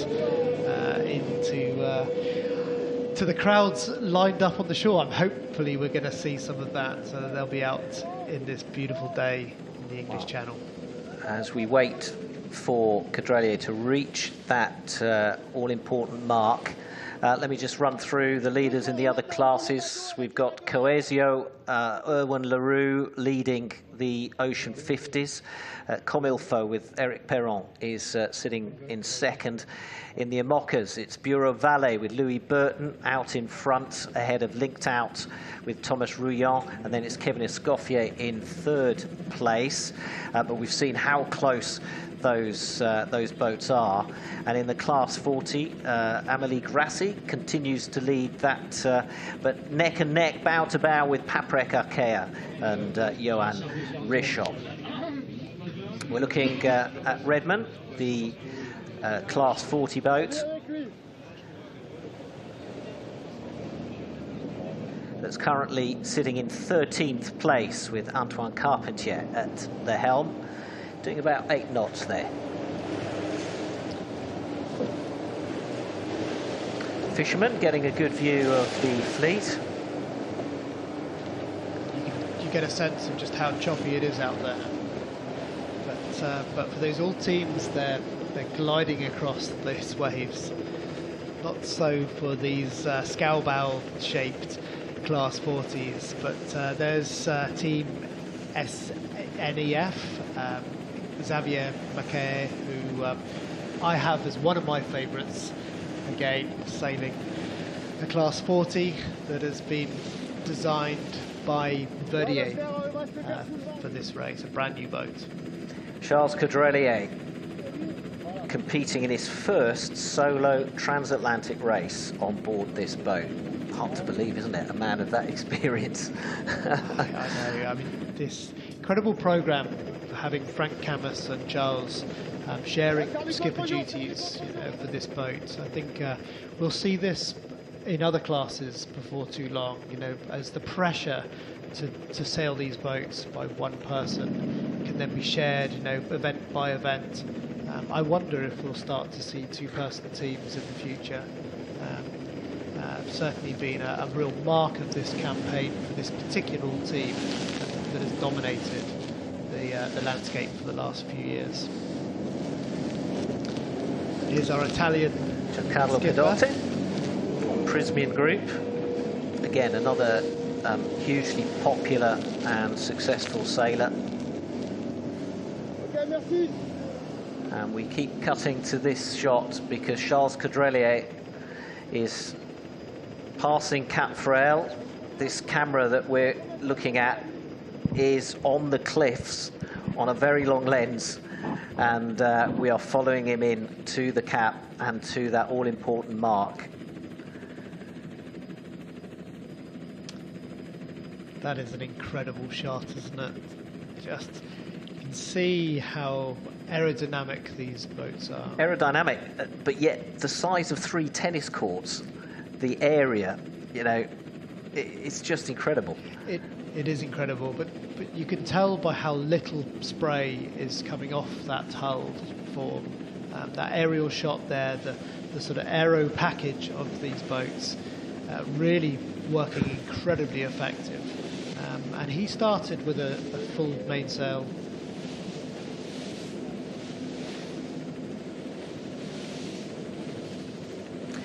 So just hearing some really bad news from the Ocean 50 class. Sam Goodcharles hurt himself and is going to turn around and head back to port. Now, whether or not that means his race is over, we don't know. We don't know what's happened on board that boat. But the only non-French sailor in the Ocean 50 class, the Briton Sam Goodchild, has hurt himself and is now heading back to shore on board late.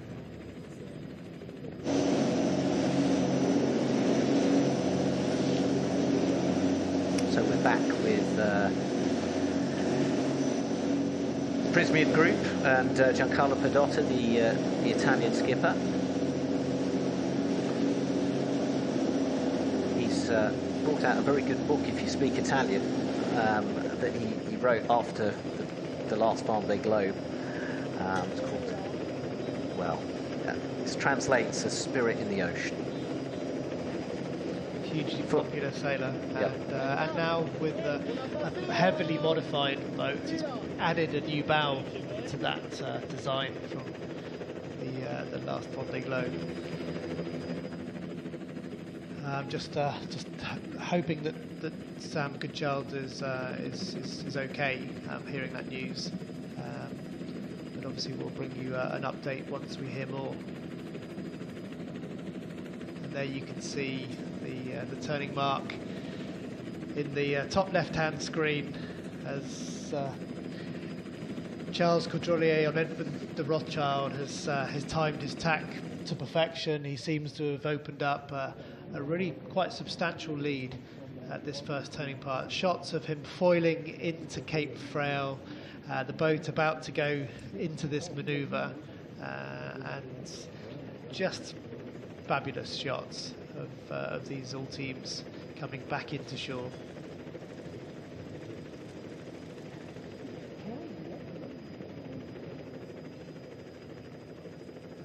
You can see the distance that he's built up on the other all teams. Sadebo in the far distance. And Bagpop, I think, just behind him. Yeah. Gabar out there as well. That's 4 of the 8. And there you can see the mark off the coast that is now full of people who've come to cheer on these sailors. It's an incredible view. So over on the horizon, that tower sticking up from the cliff is the lighthouse. It's the lighthouse. It's the finish mark, and there is the buoy. As Charles Caudrelier on board Edmond de Rothschild, Gitana, reaches that mark at Cap Frail to claim the trophy. The Cap Frail trophy goes to Charles Caudrelier, another one for him to put into his trophy cabinet, and he can tick that one off. And now it means he can focus on the rest of the race. It's all about getting to the Atlantic as quickly and as safely as possible now. 1 hour and 7 minutes, exactly as predicted before we came on air. We thought that that would be about the time for the winning boats in the all-team class to reach Cap Frail. Some of the Class 40s are about, well, they're predicted to be 4 hours to this point, which seems a little exaggerated to me. I think we'll see them sooner than that. But for Edmond de Rothschild and for Charles Caudrelier, it couldn't be a better start to his Route de Rhum. We're just seeing the pictures of him rounding this mark and tacking through back onto port tack. And it'll be interesting to see what course he lays his trajectory from this buoy, but I suspect now he'll be on that tack heading northwest, back out into the channel and away from the French coast. He's made that manoeuvre look almost effortlessly, but I can honestly tell you that that is a very big boat that he's just tacked in a few seconds and starting to get back up to speed. Just remarkable. And coming into that mark next is Thomas Coville on Sodebo.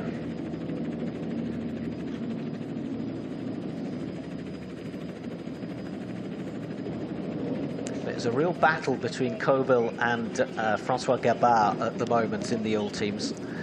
Going on behind Caudrelier, you can see them there coming in. Quite a distance between them. Who's got the better line? Sodebo on the right with Coville. Gabard on the left on board Lazartigue. Well, looking at that angle, you would say that Sodebo is laying that turning mark, but I don't know how long that turning mark extends offshore. It's difficult to see from this perspective.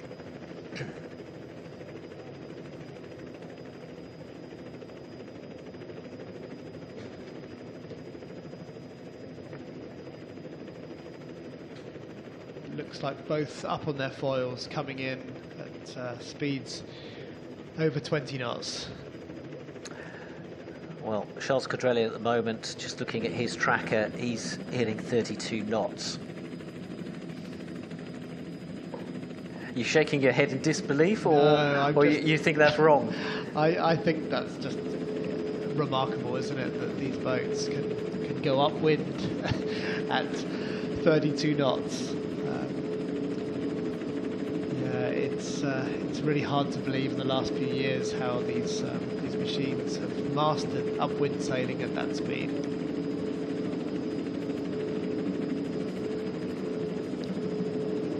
Looking at back pop in displacement mode, currently not flying.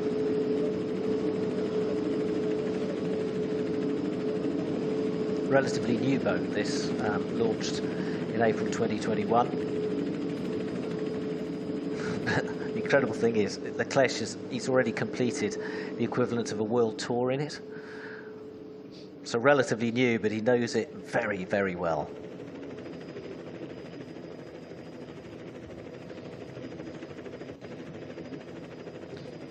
So just looking a little bit further back to some of the other classes, and it won't be too long, I think, before we start to see the lead group looking to manoeuvre and tack away back into shore. We're looking at Charlie Dallin on a Pivia, who is one of the boats in the mix, in the sort of middle group of boats, and incredibly a rookie in this race. And a rookie in this race. His very first Route de Rhum. Yeah, really hard to believe, but he will, I almost for certain want to finish this particular program he's on with a win in this race.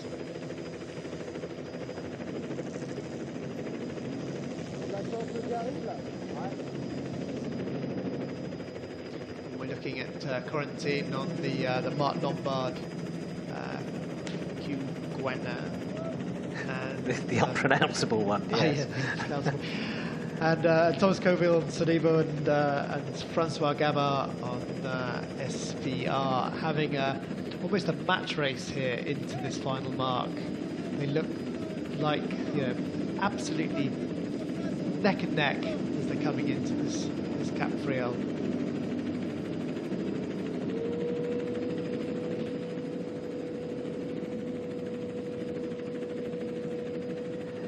Now we're hearing a lot of, helicopter noise on the feed, understandably, but the noise on board these all teams is incredible, isn't it? And when they're powered up and the wind is strong, they are screaming out, the boats, and how they put up with that racket for the whole duration of the race, I don't know.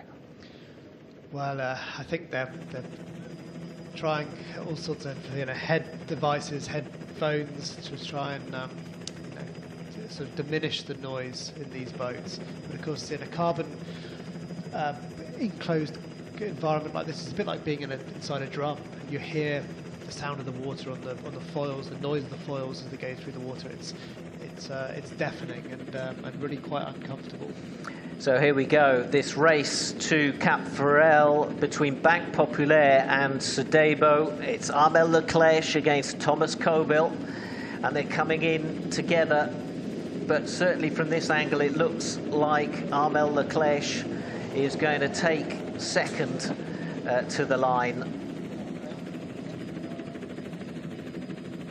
He'll put in attack once he reaches that mark, and then follow Charles Caudrelier back along the channel. I'm just waiting to see where Sedebo is. Yeah, it's interesting. I mean, these pictures of Banque Pop show she's Here we quite go. underpowered. Oh, so actually there's quite a gap between Leclerc and Sedebo, and in fact, it looks like Francois Gabard has now sneaked in to that third place in the all teams. So Armel Leclerc is round Cap Ferrel. The crowd on the cliff will be cheering him on as he heads off to try and hunt down Charles Caudrelier. In front of the middle boat in this shot is Francois Gabard. And then you've got Thomas Colville on Sedebo, closest to us.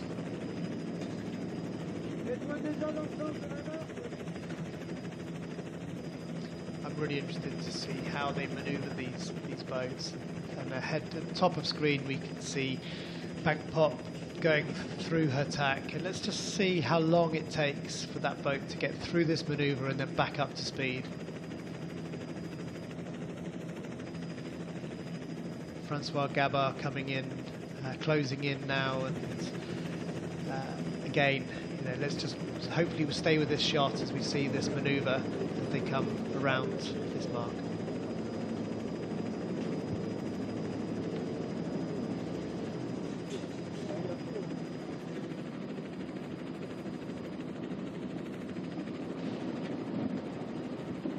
She looks fast. Particularly in this sort of displacement mode, she's really come in, I think, a lot faster than Banque Pop in that rounding. So these very fast boats have got off a very busy, cramped start line. They've kept out of trouble and they've got ahead. And now it's really a race amongst all teams here into the Atlantic. But the English Channel is a very busy place for marine traffic. How much does that influence what they are going to do and how they're going to live the next 12 hours and through the night? Well, certainly uppermost in their mind will be getting safely out of the channel. But there are important tactics in the channel. In these areas close confined to shore, there are opportunities to tack on ships to make tidal gains, and so they'll be racing like they race the Figaro. They'll be thinking about the opportunities, the manoeuvres, and so on. What's fortunate for them is they have a routing team, a shore team on shore who can also track their position. They have camera systems on the boat which enable them to have early warning of other ships that might be on their course. So there's a lot of design features that keep these sailors safe, but I think they will want to exit the channel in good shape, and whoever leads out of the channel has the first option on where to go next. It's obviously quite light just in close to shore here at this cape, because all of the boats have come off their foils as they've come a bit closer into the shore here. But interestingly, Francois Gabin's boat seemed to be moving very quickly in that sort of low flying displacement mode.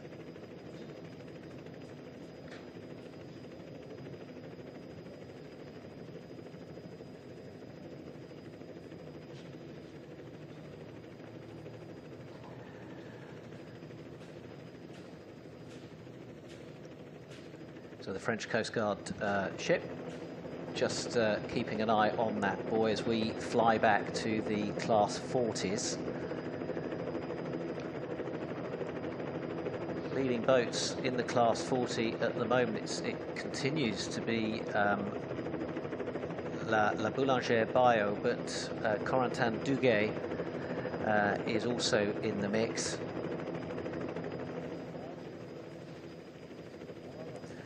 Emmanuel Laroche on Eden Red is just doing his bit to stay in touch with the leaders.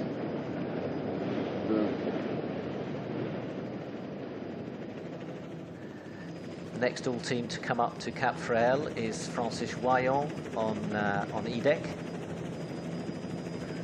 And then soon after the all teams will be the Ocean 50 multi-hulls.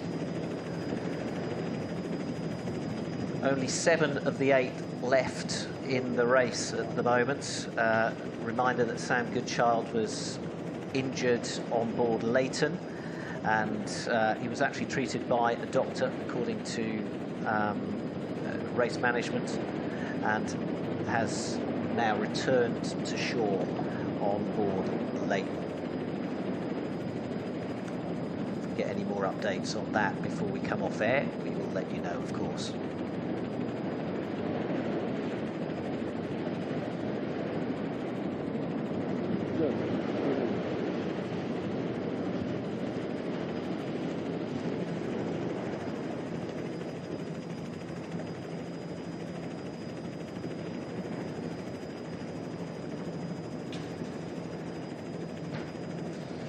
Looking at the shots currently with Sodibo, who's tacked and almost parked up. An opportunity for both these Actuel and IDEC coming in to maybe get an opportunity to make a pass at the Cape.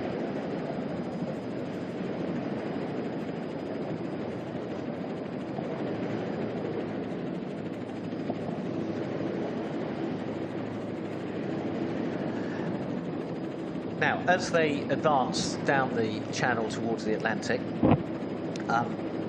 how often do they speak to their routers? How often are they changing tactics and plans and strategies? Or do they try and keep it as constant as possible? Well, I think locally there are quite a lot of sort of effects within the confines of the land, so there'll be regular communication at this point, monitoring the systems on the boat. There's a lot of data coming off these all teams, which their analysts will be looking at to make sure structurally things are all working as they should be, and actually any help that they can be given in this early stage, just to take some of that pressure off, will be really important. You know, so whether that's shipping that's on its way coming down track, early warning of weather changes or local effects that might be happening, so that I would say there's going to be regular communication in these early parts, and in fact the routing teams are teams for this event for that exact reason. They work in shifts, and there's always somebody in communication with the skipper, giving him the latest updates on the data, what the boat's doing, and direction he should be pointing.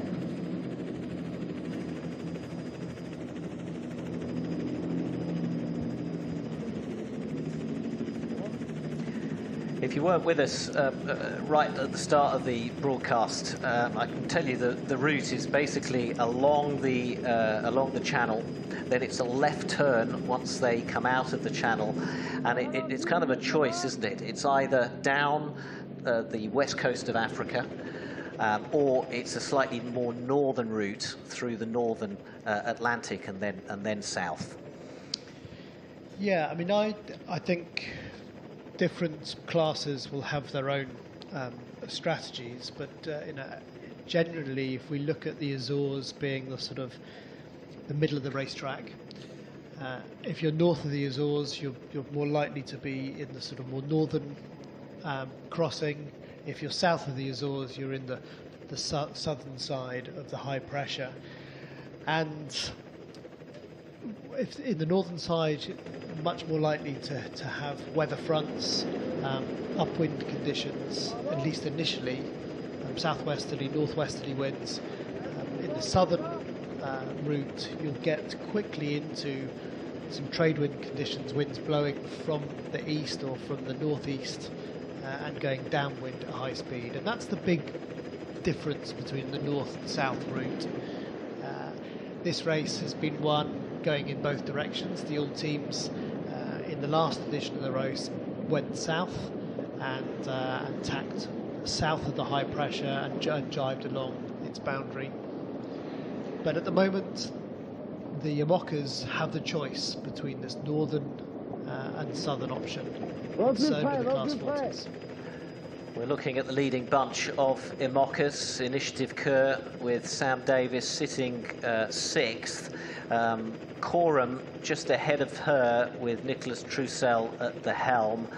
And really, there's very little to separate the other leading IMOCAs. Bureau Valet, Biotherm, with Benjamin Meyer and Benjamin Ferret, kind of moderately out in front on Monnoyeur. Now, Sedebo is still at Cap Frel. Yes, she got stuck in irons on that tack, that manoeuvre, and actually looks like has had to jibe around to get out of that situation, which means Francois Joanne has gained a place. Looks like he's going to pass ahead of Thomas Coville. So can you just explain that for the non-sailors? What does Sedebo do?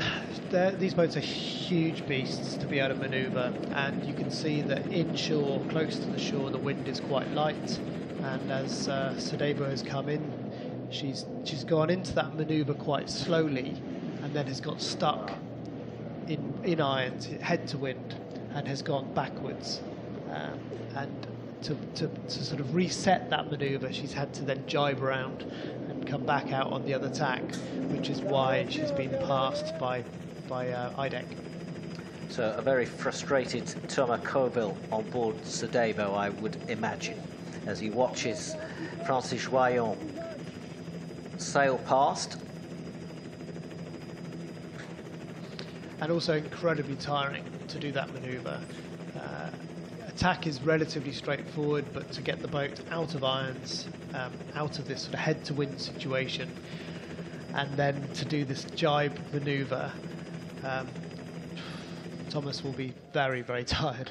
But incredibly, we're 1 hour and 1 hour 25 into the race, and already Charles Caudrelier is 20 minutes ahead of Francis Joyon. Yeah, and likely now sailing away from the coast, back into stronger winds, so that distance will only increase in the coming few minutes. I think it's fair to say that on these big, hugely fast boats, the slightest error is magnified 10, 50, 100 times.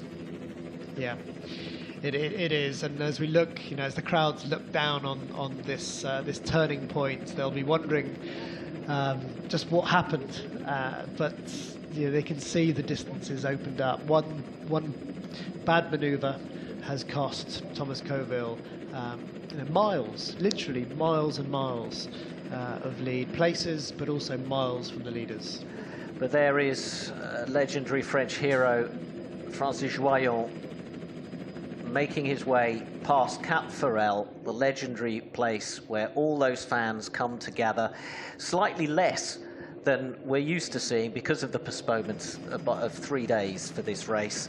But if you have images in your minds that you might have seen on TV of the Tour de France with camper vans parked all over the place and thousands, hundreds of thousands of people lining the streets, well, that's what you get at Cap Ferrel on a normal departure day in the Route de Rhum. Back with the IMOCAs now. Yes, and Yannick Besteven sailing Matricoque 5 on the tack into Cape Ferrel, and just looking at the IMOCA fleet at the moment, there's been some place changes. We can see Paul Mayhart, Buravalli, Louis Burton, Nicolas Troussel, all leaving their tack fairly late. In fact, they've tacked off a little bit earlier than the leaders, and hence why on the track and the place change.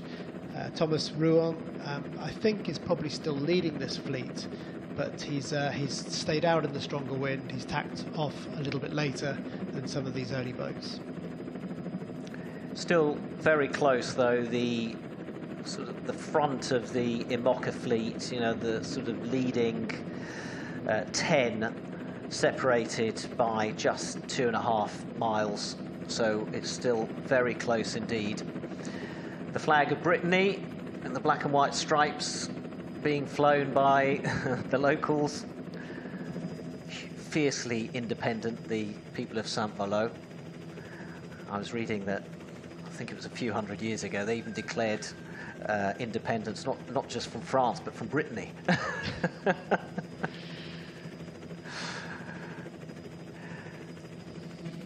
Saint Malo, for centuries home to legendary mariners, pirates, explorers, and these days modern professional sailors who've started campaigns not just across the Atlantic from here, but to sail right around the world.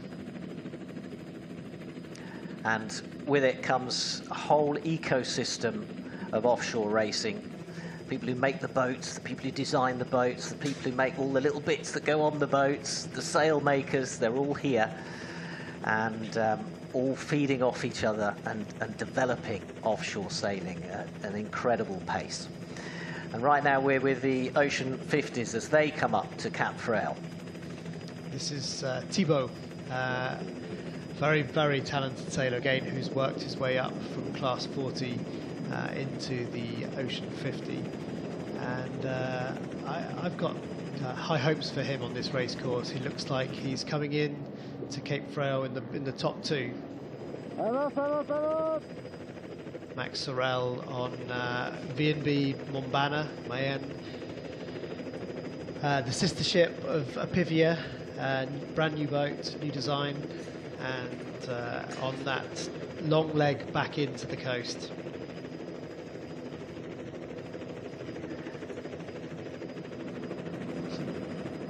There's a bird's eye view. That certainly is. Do you think they've claimed independence? So the whole of this coastline dotted with little islands with fortresses. It's really been a sort of a bastion of defence for hundreds of years. I think the first sort of defensive wall was built almost 1,000 years ago in this area. And of course we should remember that in 1944 Saint Malo was completely flattened by bombing and was rebuilt over the course of 20 years or so, brick by brick, and recreated as it was. So a stunning place, full of history. And here's a boat that is making its history because it's brand new and it's on its first race. And how significant is it for someone as experienced as Sam Davis to take on a new boat? I think it's hugely significant. She surrounds herself with the best people. She's in Port Lafayette. She trains with a number of these, absolute legendary sailors, And she's made a design choice to go with the Sam Maynard design for this next Vendée Globe, believing that that philosophy will deliver her, you know, the prize that she wants, which is to become the first female to win the Vendée Globe. And of course, the Route de Rhum is the proving ground of that. These 3 Sam Maynard boats are capable of winning this leg. So here we've got Quentin Vlaming on Arkema. These are the 3 Ocean 50s leading to Cap Frail. Primonial coming in now with Sebastian Rogue. And Thibaut Vauchel-Camus as well in that top 3. So it's Arkema out in front. Then we've got Camilfo and with his Eric Perron and Thibaut Vauchel-Camus, Solidaire en peloton in third. Le Petit Doudou in there as well. We saw a shot of Armel Tripon. So it's pretty close in the Ocean 50s. Unfortunately, we're an Ocean 50 down. The first boat to retire has been Sam Goodchild on board Leighton. Nothing to do with the boat. Unfortunately, he was injured during that start and has had to return to port. And we wish him well, and if we get an update on how he is, we will let you know.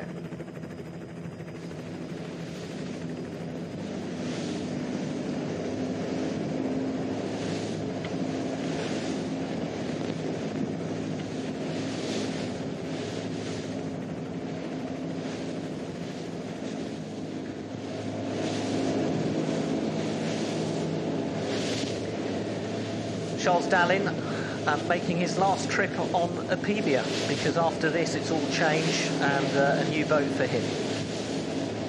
Yes, we talked about Sam Davis and how significant that moment is for her to start with a new boat. How significant is it to finish with your old boats and transfer to another one? How sort of nostalgic do you get?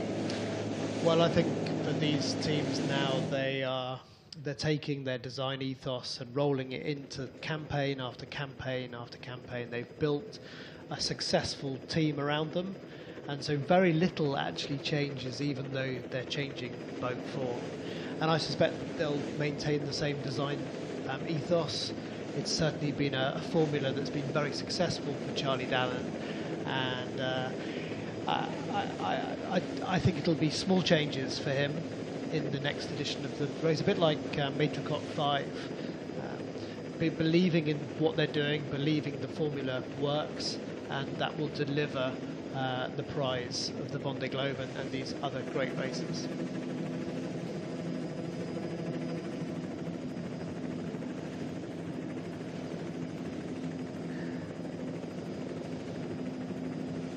Now, when they reach Guadeloupe, it's quite a psychologically difficult moment, isn't it? Because you've come all that way, you're tired, you're exhausted, and you see the island in front of you, but that's not the end of it, because they've got to go around it. They've got to do a loop and come around the top of it and up to the finish line at the south of the island. How difficult is it to stay focused for what could turn out to be, I don't know, 20 hours, 24 hours to get around Guadeloupe? It sits there at the island come in with the wind, but obviously around the back of the island the wind is sheltered, and so you have a choice whether you stay a little bit further offshore and make a bigger rounding, but if you're neck and neck with another boat, you may not want them to sneak round inside of you, and so it's very stressful. When it's leaving shore like this or arriving at a destination, there tends to be the moment when you're high alert, high stress, and if you're close to another boat, you're wanting to be defensive, protect your lead, but you've got to be careful that you don't make a silly mistake. And of course, 4 years ago, we all remember painfully watching Alex Thompson crash into the island after failing to hear an alarm to wake him up, and just a reminder of how easy that can happen.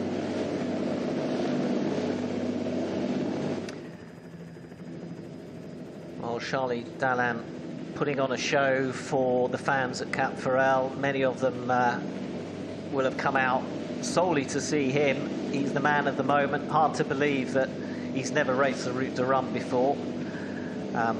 You know, he's the skipper who right now has completely dominated the Imoca class in recent races. And his final race on this boat that has been so successful for him.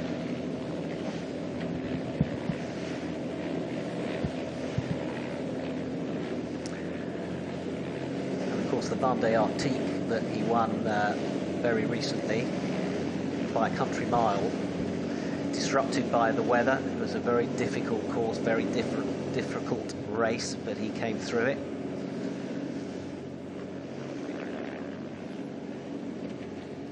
And Dallan, another one that's come through the Figaro class. Yes, as so many of them have. Petit Doudou. Just trying to tack and pick up speed again.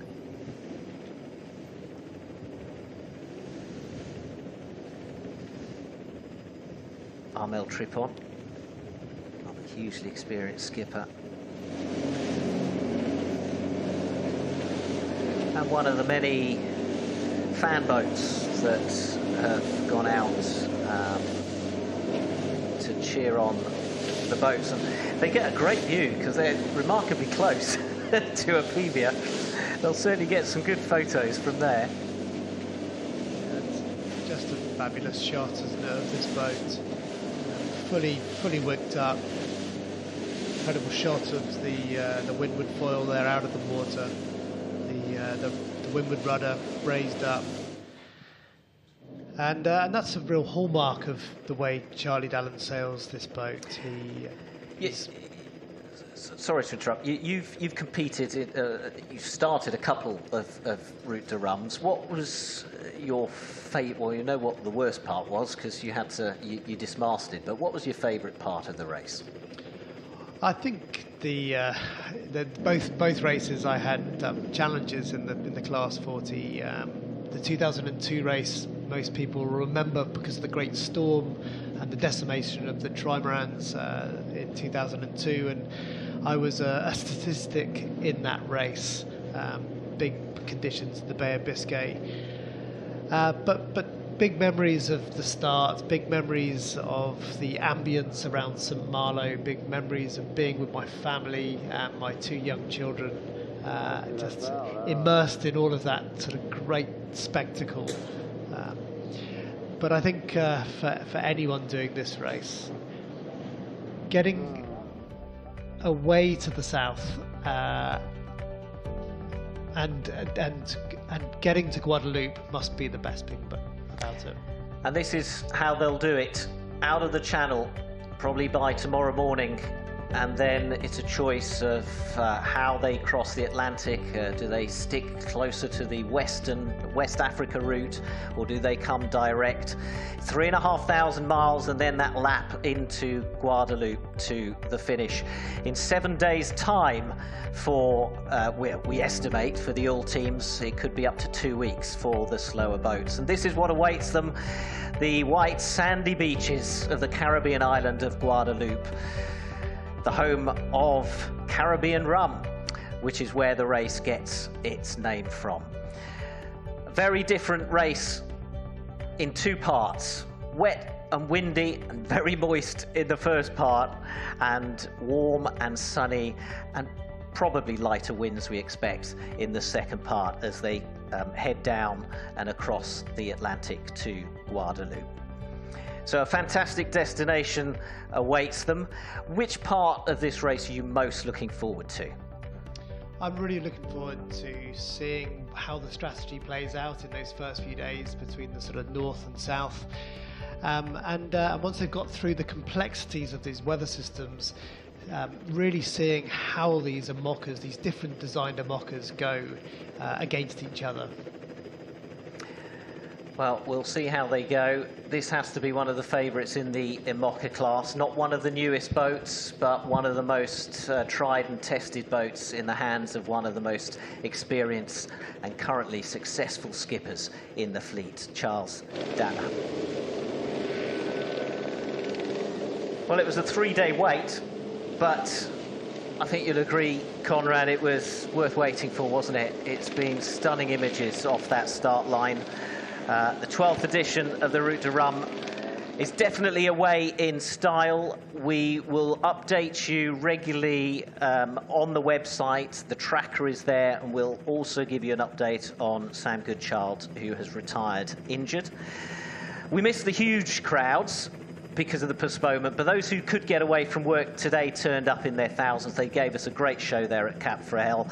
Ahead of the fleet await storms and huge swells in the early stages, lighter, trickier conditions as they head south.